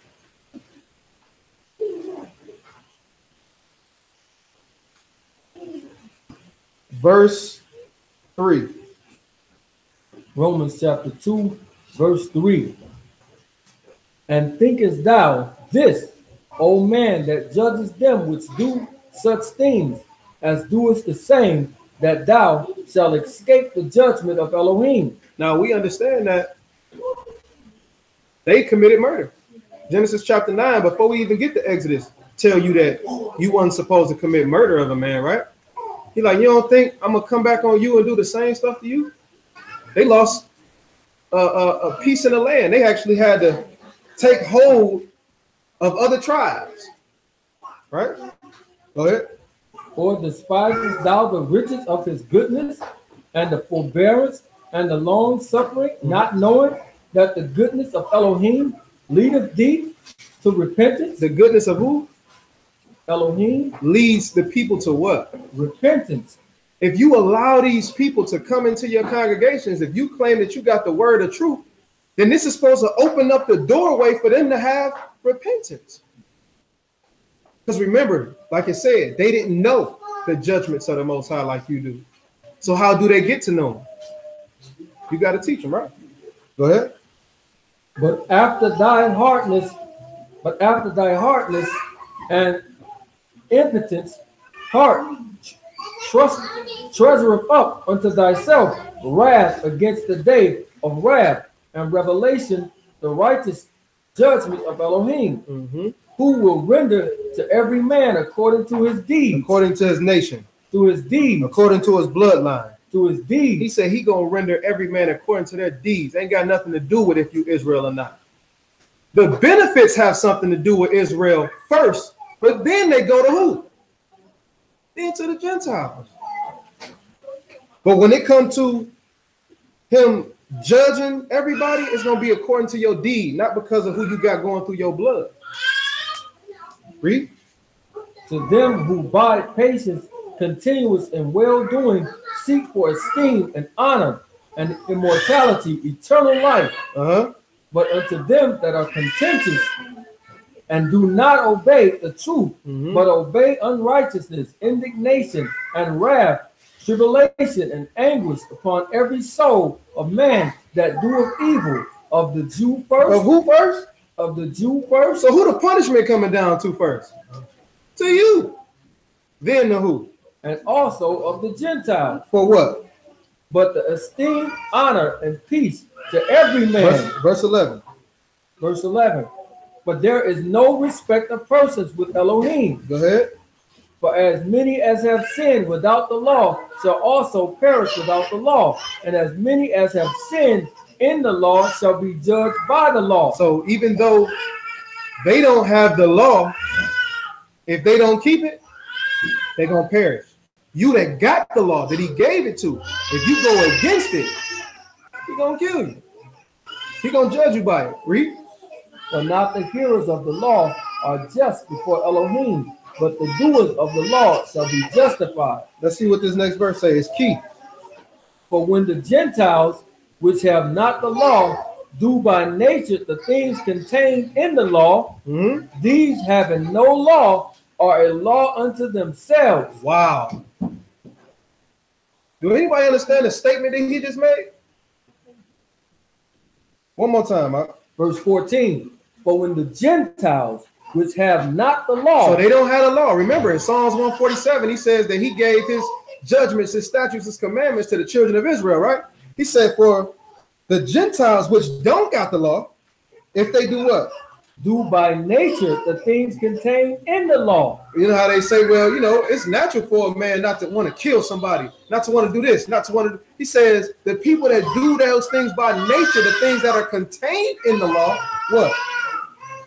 The contained in the law, these having not the law, even though they have not the law, are what? Are a law unto themselves. They become a part of the law. Right? Let's see how deeper it gets. Verse 15. Which shew the work of the law written in their hearts. Written in their hearts. It said it's written in their hearts. Now, didn't it say in Hebrews that he was going to make a new covenant with the house of Israel and with the house of Judah? And he was going to write it in their inward parts? He said, well, when these people keep the commandments and they don't originally have the commandments, it's already coming from their heart. Right? Read. Conscience, and also bearing witness, and their thoughts, the meanwhile accursing or else excusing one another in the day when the Elohim shall judge the secrets of men by Yahushua HaMashiach according to my good news. Behold what? Behold, thou art called a Jew and rested in the law. So you called an Israelite. You rest yourself, you pride yourself in the law, right? You say that you keep the law all day long, all night, right? Read. And makest thy boast of Elohim. Oh, that's our Elohim. That's our God. Read. And knowest his will, and approvest the things that are more excellent, being instructed out of the law, and art confident that thyself art a guide of the blind. So you confident, especially you teachers out there, right? You confident that you guiding the blind, that you teaching the people what they supposed to know, right? Read. A light of them which are in the darkness. He said you supposed to be a light to them or that are what? In the darkness. Is the darkness only consist of the children of Israel? Read. An instructor of the foolish, a teacher of babes, which has the form of knowledge and of the truth in the law. Go ahead. Thou therefore, which teachest another, teachest thou not thyself. You don't teach yourself? When you teaching these people about the law, statutes, and commandments, you ain't going in there and checking yourself? You ain't going in there and realizing that you actually going against the law by keeping these people out? Read. That thou preachest a man should not steal. Dost thou steal? Same thing like he said in James. The same person who gave the commandment, you shall not kill, gave the commandment, you shall not steal. It's all one law. Read. That thou that sayest a man should not commit adultery. Dost thou commit adultery? Thou that abhorrest an idol, dost thou commit sacrilege? Thou that makest thy boast of the law through breaking the law. Oh, he said you make your boast of the law doing what? Breaking the law. Go ahead. And dishonorest thou Elohim. For the name of Elohim is blasphemed among the Gentiles through you, as it is written. Same thing we came to earlier, right? The name of the Most High is blasphemed through the children of Israel, not through the Gentiles. You turning away anybody from hearing this word, you directly going against the commandment of the Mashiach. Because he told us to go forth and teach who? Every creature. You don't have the keys to the kingdom. You can't lock the door. Read the next verse, huh? For circumcision verily profiteth, if thou keep the law, but if thou be a breaker of the law, thy circumcision is made uncircumcision. So you a Gentile yourself. Read that one more time. I don't think they understood. For the circumcision verily profiteth, if thou keep the law. So if you keep the law, you being a part of the house of Israel make all the sense in the world. You're going to get everything that was promised to you and profit you a lot. But what happens? But if thou be a breaker of the law, But if you a breaker of the law, then what? thy circumcision is made uncircumcision. You a Gentile. So that same judgment that you cast on those Gentiles not being able to come in and be a part of the congregation, when you breaking the law, you that same Gentile. You get the same judgment. Like he said, you commit judgment without mercy, the same judgment without mercy is going to be committed unto you. So before you get the run in your mouth, you got to make sure your house tight. Before you boast with anybody, it don't even got to just be Gentiles. Anybody in here, before you boast to anybody that you keeping the commandments, that you down with the Most High, don't look at another person like we was talking about last time and say, well, I might be a thief, but at least I don't kill. Because you ain't going to make it either. Go ahead. Therefore, if the uncircumcision keep the righteousness of the law, shall not his uncircumcision be counted for circumcision? Now, this same person that you're trying to keep out, if they actually keep the law and you breaking it, guess who's going to make it and guess who ain't? The role just got reversed, right? I'll read it again. One more time. Therefore, if the uncircumcision keep the righteousness of the law, shall not his uncircumcision be counted for circumcision? Now, this kind of go back to what the sons of Jacob was trying to do with my man Shechem, right? Absolutely. They did say, well, you know, because he's uncircumcised, we can't do this, right? But then he went and got circumcised, so he became a part of the house. And then they went and broke the law. So who went home justified? The people who clave onto the circumcision, who kept the law. They didn't do it because they had to. They did it because they wanted to. It's a difference when you're a part of the children of Israel and it's commanded for you to do this and you're supposed to do it no matter what, as a person that's on the outside looking in and say, man, I've got to get down with that. I got to know more about the Most High. You feel entitled right now because you're a part of the children of Israel. But that entitlement don't mean nothing if you ain't doing what you're supposed to be doing. Go ahead. And shall not the uncircumcision, which is by nature, if it fulfill the law, judge thee? Whoa. I don't think they got that. Hold on, man. It said if the person that's not circumcised, well, say it again. And shall not uncircumcision, which is by nature, if it fulfill the law. So if the uncircumcised actually fulfill the law and you as being circumcised don't, what did he say? Judge thee. He said he gonna judge you. He gonna be in the one in the judgment seat saying, right? If you in error and a Gentile come up to you and say, well, hey, brother, well, why are you out here working on the Sabbath? What you gonna say? Oh, man, you're a Gentile. You don't know nothing about being my people. All the stuff we got to go through. Right? Go ahead. For he is not a Jew, which is one outwardly. That's what y'all missing. Everybody looking at the skin color and the facial features and say, I'm an Israelite. Technically, yeah. But it ain't got nothing to do with what's on the outside. He is not a Jew that is one outwardly, but what? Neither is that circumcision which is outward in the flesh. Uh-oh. Good. But he is an Israelite, which is one inwardly. That is what? Inwardly. How many fringes can you wear on the inside of you? I don't care how pretty you look on the outside. I don't care how shiny you are. I don't care what kind of ring you got on. If you come in here and you ain't right, it's going to show. If you preaching the word of the Most High and it ain't right, it's going to show. Read.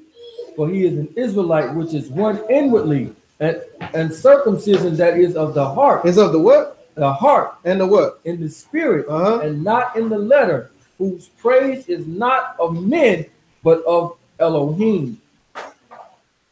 Self-explanatory, right?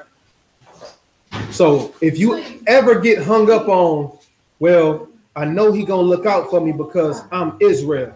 You ever get hung up on, well, I know that I got another chance because I'm a part of the children of Israel. If you ever hung up on the fact that you are a part of a nation that continue to sin over and over and over again and break his law, you got another thing coming.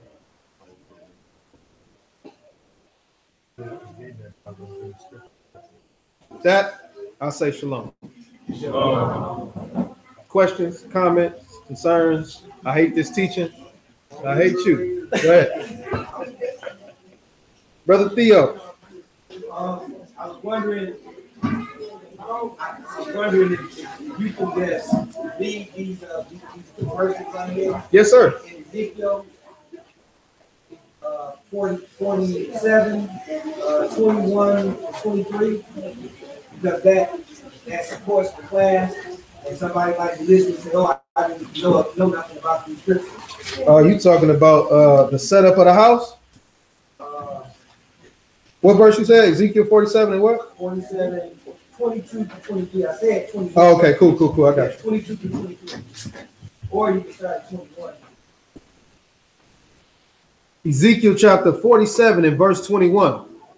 So shall you divide the land unto you according to the tribes of Israel. The tribes of Israel. All right. And it shall come to pass that you shall divide it by lot for an inheritance unto you. To you, that's Israel, see? And to the strangers. But see, the strangers is really still us.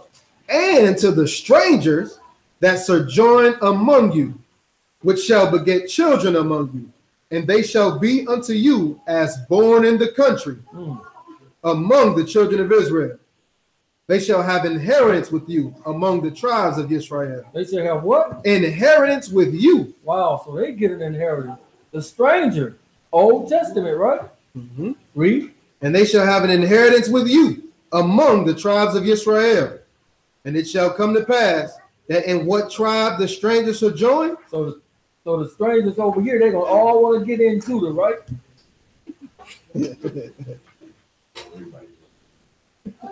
Go ahead. And it shall come to pass that in what tribe the stranger shall join, there shall you give him his inheritance, saith Yahuwah. Perfect verse.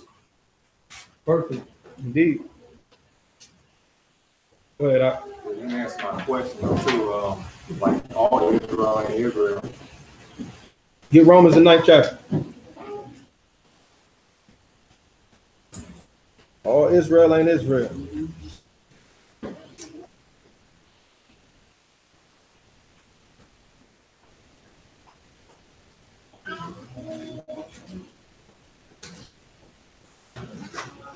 Romans chapter 9. This is a famous one too, y'all. Romans chapter 9 and start at verse 1.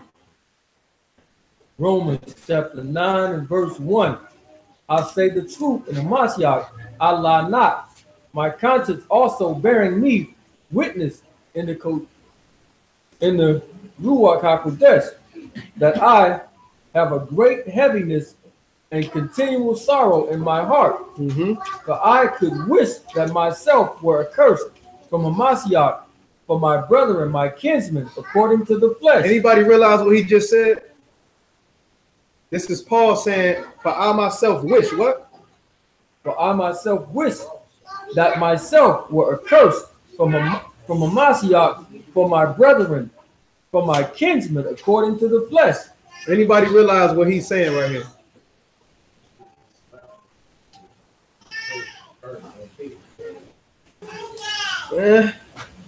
What did Moses attempt to do for the children of Israel? He tried to sacrifice himself, right? Paul is saying right here, I myself wish I was accursed to save my brethren, right? I wish I was the one who took it in order for them to be good, right? Read. Who are Israelites? Who are who? Israelites. Who are what? Israelites. That's right. That's how they get on there, right? That's right, brother. Go ahead, go ahead. To whom pertaineth the adoption. Pertain to what? The adoption. The what? And the adoption. And what else? And the glory. And what else? And the covenants. And the giving of the law. And the service of Elohim. Yeah. And the promise. So we was supposed to get all of this, right? Who are who? Who are the fathers. And of the whom and concerning the flesh of a Mashiach came who is over all. Elohim blessed forever. So be it. That don't say nothing about Gentiles right there, right? Go ahead. Not as though the word of Elohim have taken none effect. Now I ain't trying to say that the word of the Most High ain't right. It ain't took effect. But for they are not all Israel which are of Israel. Everybody ain't Israel. That's Israel. Why is that? What in the lesson could have possibly told us that everybody that's Israel ain't really Israel? What is the standard for you to be able to call yourself an Israelite? Following after the law, with the testimony of Mashiach and having the faith of Mashiach. That's what makes you a part of the house. That's what saved us from being killed like the rest of Sodom and Gomorrah, because it was still some people inside of Israel that was doing righteously. Right? So that pretty much go along with what you was talking about, right? Everybody's Israel ain't Israel. Okay. Oh.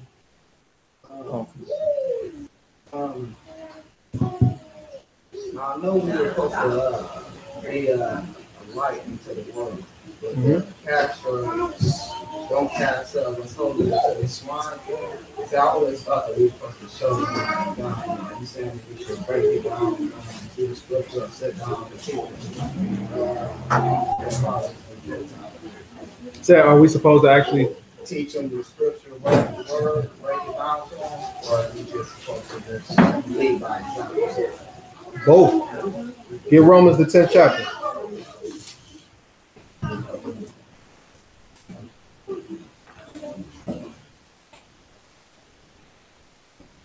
Romans chapter 10.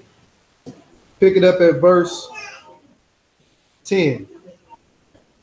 Actually, start at verse 9. Romans chapter 10, verse 9. That if thou shalt confess with thy mouth Yahushua HaMashiach, and shalt believe in thine heart that Elohim have raised him from the dead, thou shalt be saved. Off the rip, he said, if you confess. He didn't say if Israel confess. He said if you confess, right? Read on. For with the heart. For with what? For with the heart. For with the bloodline. Heart. Man believeth unto righteousness, and with the mouth confession is made unto the salvation. Verse 11. For the scripture saith, whosoever believeth on him, whosoever is in Israel, believeth on him, shall not be ashamed. Because what? For there is no difference between the Israelite and the Greek, for the same master over all is rich unto all that call upon him. For whosoever shall call upon the name of the master shall be saved. Right? But the next verse is the kicker. Go ahead. How then shall they call on him in whom they have not known? Now, the people that ain't believed or the people that ain't known are who? The Gentiles, right? They don't know. Read. And how shall they believe in him of whom they have not heard? Go ahead. And how shall they hear without a preacher? How shall they hear without a what? A preacher. A preacher's supposed to go in and break this thing down, right? Right. What I'm tripping over is do not cast your swine. Go to that joint. What's that? Matthew. Hold on. Let's get to it. Hold on. I can't think of it where it's at off the top. Let me look it up right there.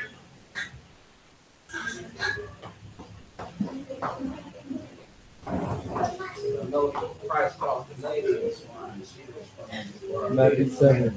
Matthew chapter 7. Verse 6. Yep.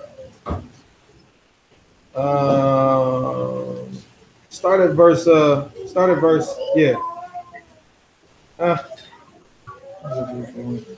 1, yeah. You're right. Matthew chapter 7 and verse 1.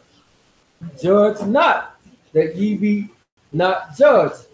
For with what judgment you judge, you shall be judged.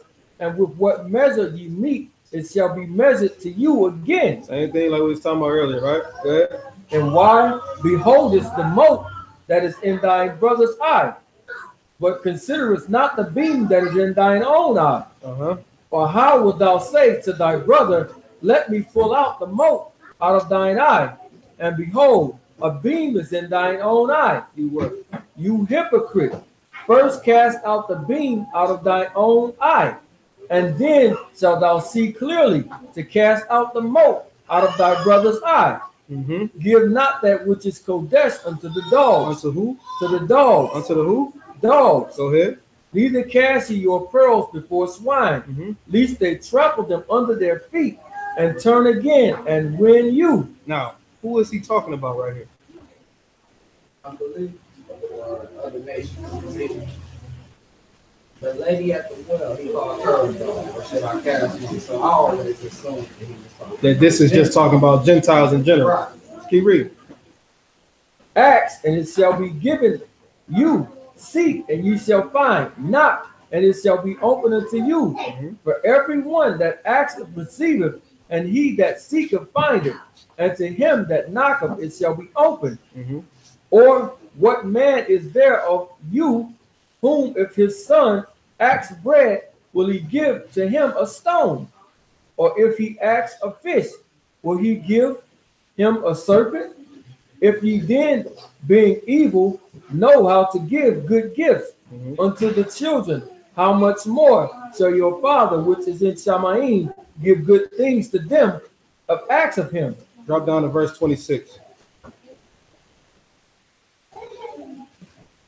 Verse 26. Matter of fact, verse 24. 24. Therefore, whosoever heareth these sayings of mine, whosoever, read, heareth these sayings of mine, and doeth them, I will liken him unto a wise man which built his house upon a rock. And the rain descended, and the floods came, and the winds blew and beat upon that house, and it fell, not for it was founded upon a rock. Go ahead. And everyone that heareth these sayings of mine, and doeth them not, shall be likened unto a foolish man which built his house upon the sand. So he gave it specific, right? Everybody, anybody who hear it, and then anybody who hear it and don't do it, right? Verse 28. And it came to pass when Yahushua had ended these sayings, the people were astonished at his doctrine, for he taught them as one having authority, and not as the scribes. Hold on, I'm trying to get to the joint, but he actually the actual.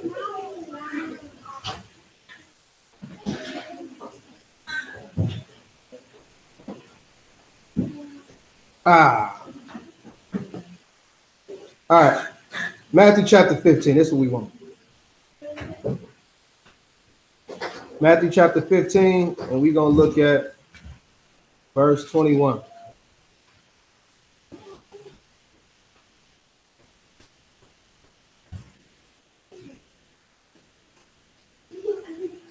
Matthew chapter 15, verse 21.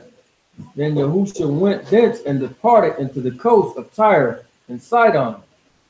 And behold, a woman of Canaan came out of the same coast. A woman of who? Canaan. A woman of who? Canaan. Remember who we've been talking about this whole time. Go ahead. Came out of the same coast and cried unto him, saying, have mercy on me, O master, thou son of David. My daughter is grievously vexed with a devil. Now she actually showing faith. It's Canaan though, right? Smash out everything, everybody, right? Read. But he answered her not a word. And his disciples came and begged him, saying, send her away. But What they were saying? Send her away. The same thing like the sons of Jacob would do, right? Says send her away because of what? Because she crieth after us. Man, tell that woman to go. That's a woman that can't, man. She can't. They ain't say that about none of the other people that was coming at him, right? Go ahead. But he answered and said, I am not sent but unto the lost sheep of the house of Israel. Now what was did anybody catch what Quad was saying earlier when he said to that lost sheep of the house of Israel? So was the southern kingdom lost at this time? No. So when he says I'm sent unto the lost sheep of the house of Israel, was he talking about Judah? No. Was he talking about Benjamin? No. So he wasn't sent for the people who was there. Right? Go ahead. Then came she and worshipped him, saying, And she did what? Worshipped him. So not only did my man ask to marry, but he wouldn't got circumcised. Not only did she say, look, heal my people, she came and worshiped at his feet. Read. Saying, Master, help me. But he answered and said, it is not meet to take the children's bread and cast it to the dogs. What is he saying right here? What is he saying?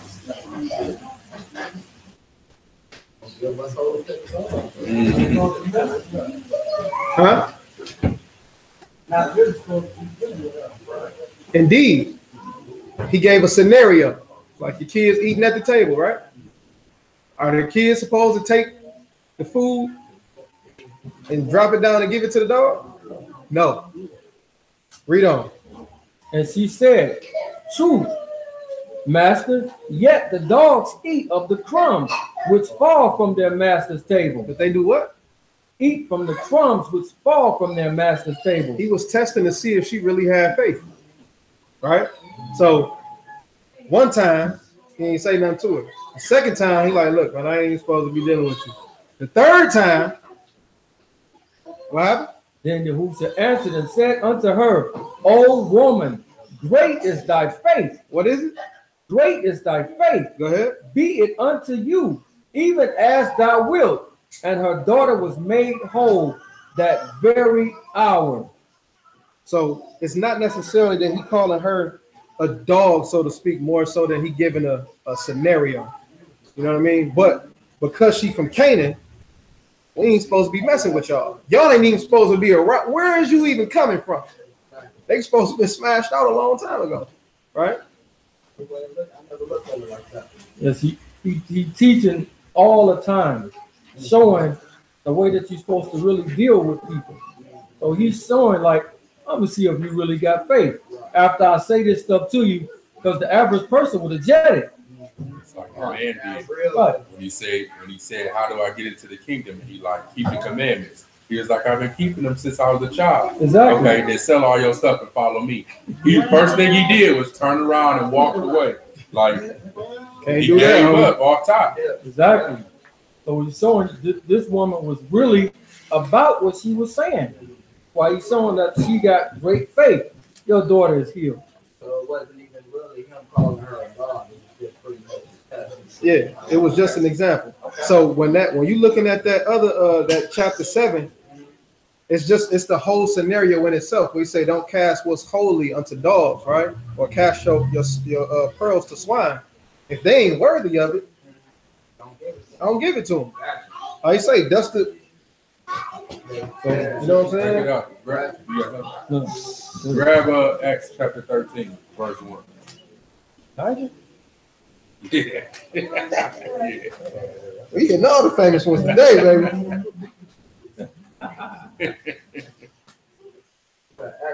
Acts 13 and 1. Don't make it real quick. Acts chapter 13 and verse 1. Now there were in the church that was at Antioch certain prophets and teachers, as Barnabas and Simeon, that was called Nigger.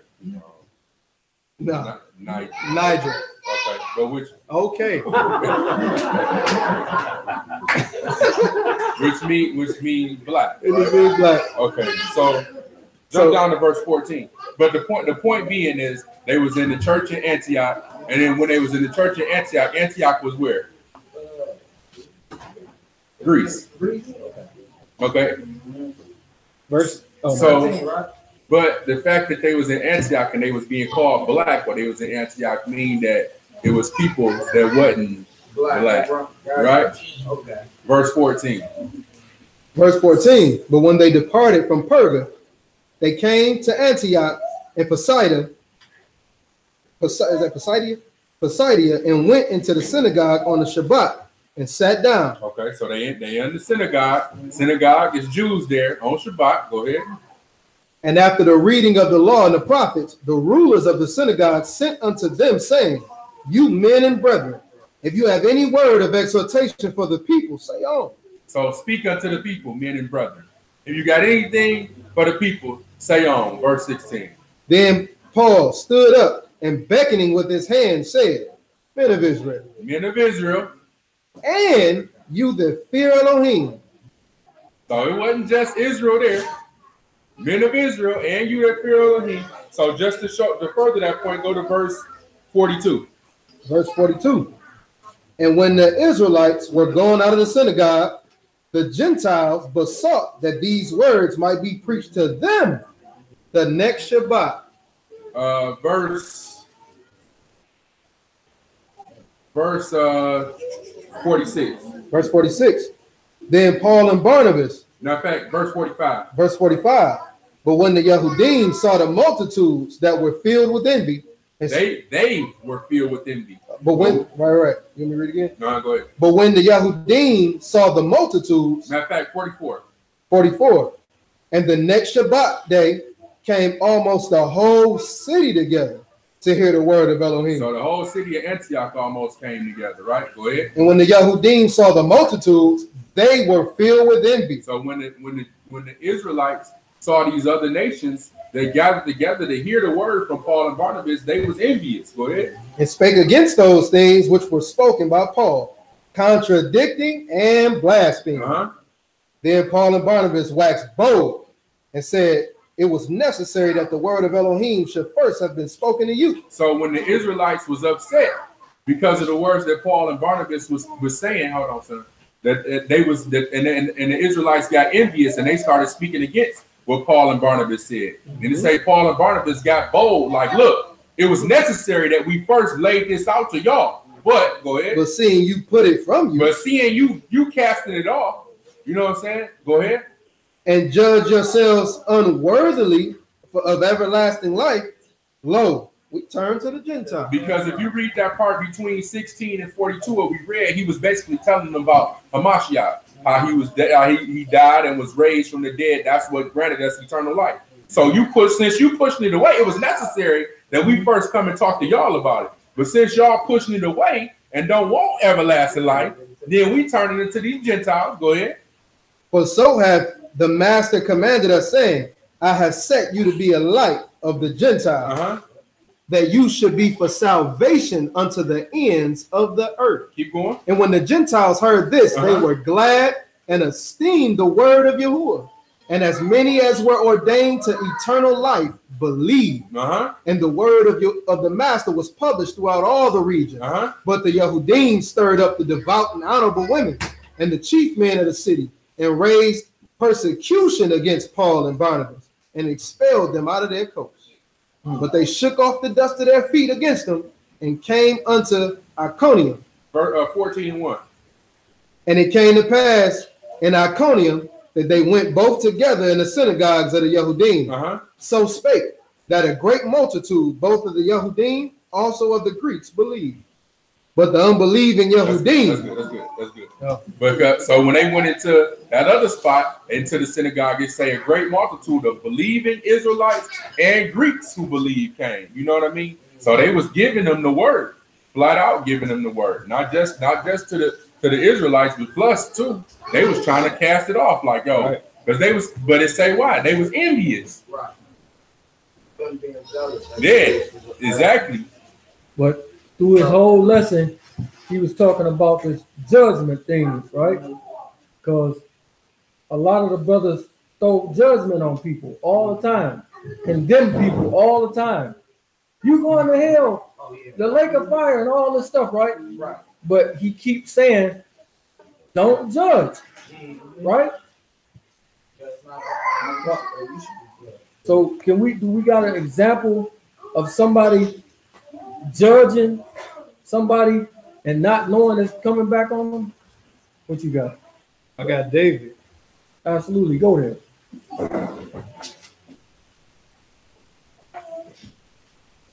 I always knew he was supposed to show them, but I didn't think he was supposed to get deep into it. That was my understanding of that, and that's what had me confused. Absolutely. If somebody want to come and hear this word, you don't turn them away. 2 Samuel chapter 12 and verse 1. Now, this is right after David then broke all the laws.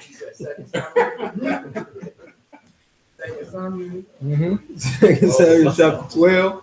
This is right. This is right when David looked off the roof, while Mashiach says, if you look on a woman or a married woman to lust after her, you have already committed adultery in your heart. So this is David done this, right? Read. And Yahuwah sent Nathan unto David, and he came unto him and said unto him, there were two men in one city, the one rich and the other poor. One rich and the other one poor. Go ahead. The rich man had exceeding many flocks and herds, but the poor man had nothing. Tell me more. Except a little ewe lamb, which he had bought and nourished up, and it grew up together with him. And with his children, it did eat of his own meat, and drank of his own cup, and lay in his bosom, and was unto him as a daughter. Okay. And there came a traveler unto the rich man, and he spared to take of his own flock and of his own herd to dress for the wayfaring man that was come unto him, but took the poor man's lamb and dressed it for the man that was come to him. Oh man, that rich man did that to that poor man. Took that man's lamb or something. Oh man, that nigga wicked. Read. And David's anger was greatly kindled against the man. Oh, David hot. David hot. Go ahead. And he said to Nathan, as Yahuwah live, that man that have done this thing shall surely die. Oh, just like they be so quick to try to condemn everybody and throw them in the lake of fire, right? He say, judge not, lest you be judged. Read. And he shall restore the lamb fourfold. He gonna have to give it back to him 4 times 40-fold, whatever it is. Go ahead. Because he did this thing and because he had no pity. He ain't have no pity. This man shall surely die. Read. And Nathan said to David, you are the man. Boom, boom, boom, boom, boom, boom. I'm the man. What you talking about? What? How I'm the man? Now everything he just said, he wish he could take it back. Because you the man. So the same way these brothers be trying to condemn people, they don't realize they condemning their own self. Same stuff coming back on them. Yeah.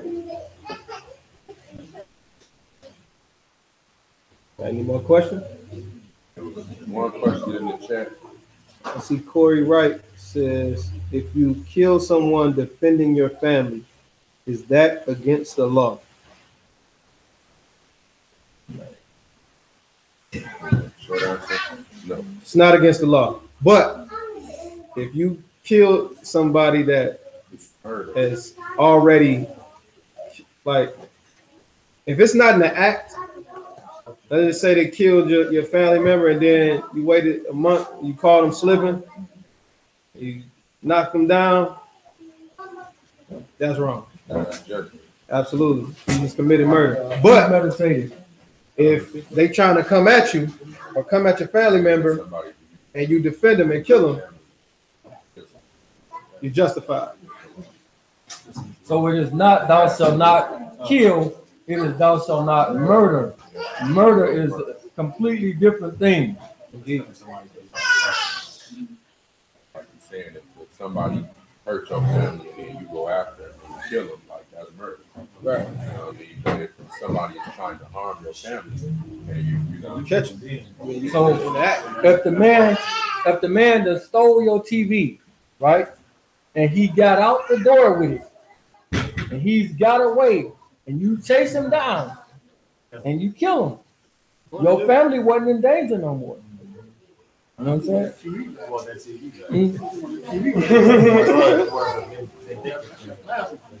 Right. Yeah, 4K. All right, we good? We're Let's good. pray out. Oh no, that's definitely defense. That's not wrong. If you know what I'm saying, you handle your business after that. You are justified.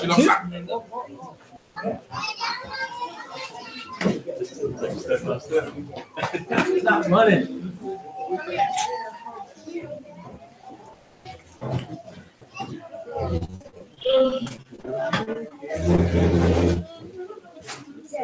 Yes, sir. We're right.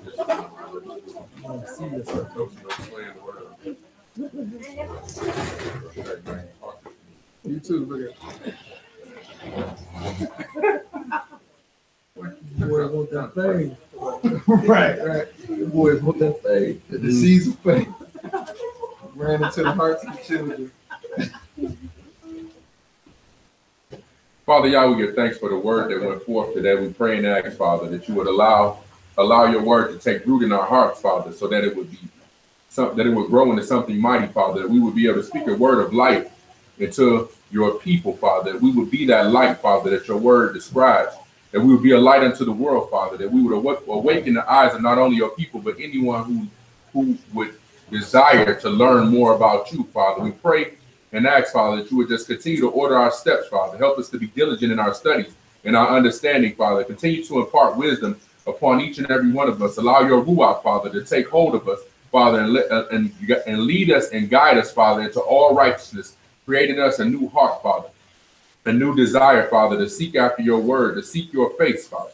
And all these things, Father, we pray and we give thanks. Bashem Yehovah wa Benkaya Hoshua Hamashiach wa Bubaka Kodesh, so be it. So be it. Avinu Shabbat Shemayim. Avinu Shabbat Shemayim. Ikadosh. Ikadosh. Shenka. Shenka. Tabo. Tabo. Makutka. Makutka. Yeaseh. Yeaseh. Ratsonka. Ratsonka. Baaretz. Baaretz. Kashir. Kashir. Nasha. Nasha. Bashemayim. Bashemayim. Tein Lanu. Tein Lanu. Hayom. Hayom. Likim. Likim. Hikanu. Hikanu. Uslak. Uslak. Lanu. Lanu. Eight. Eight. Ashmatenu. Ashmatenu. Kashir. Kashir. Sukim. Sukim. Anaknu. Anaknu. Lashir. Lashir. Ashmu. Ashmu. Lanu. Lanu.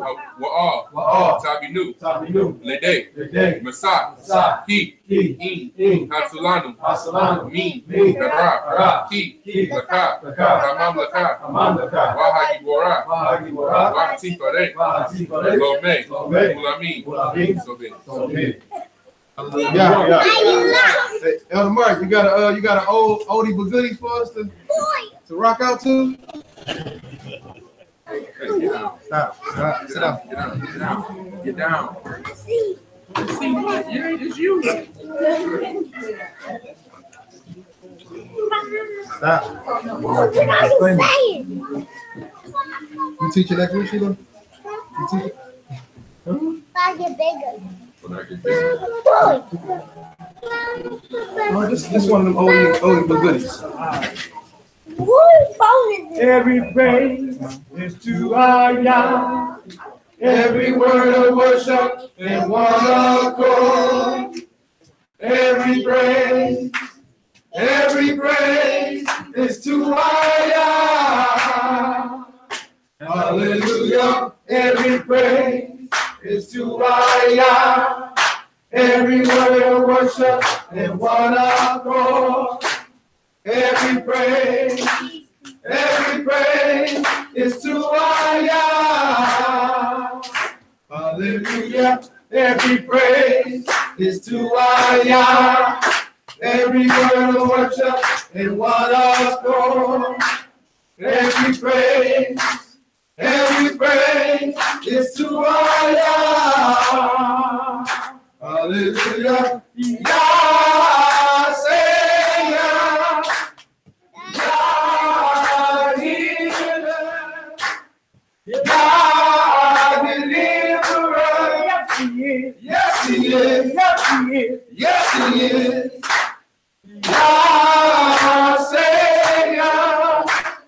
Yah, healer. Yah, deliverer. is. Yes, He is. Every praise.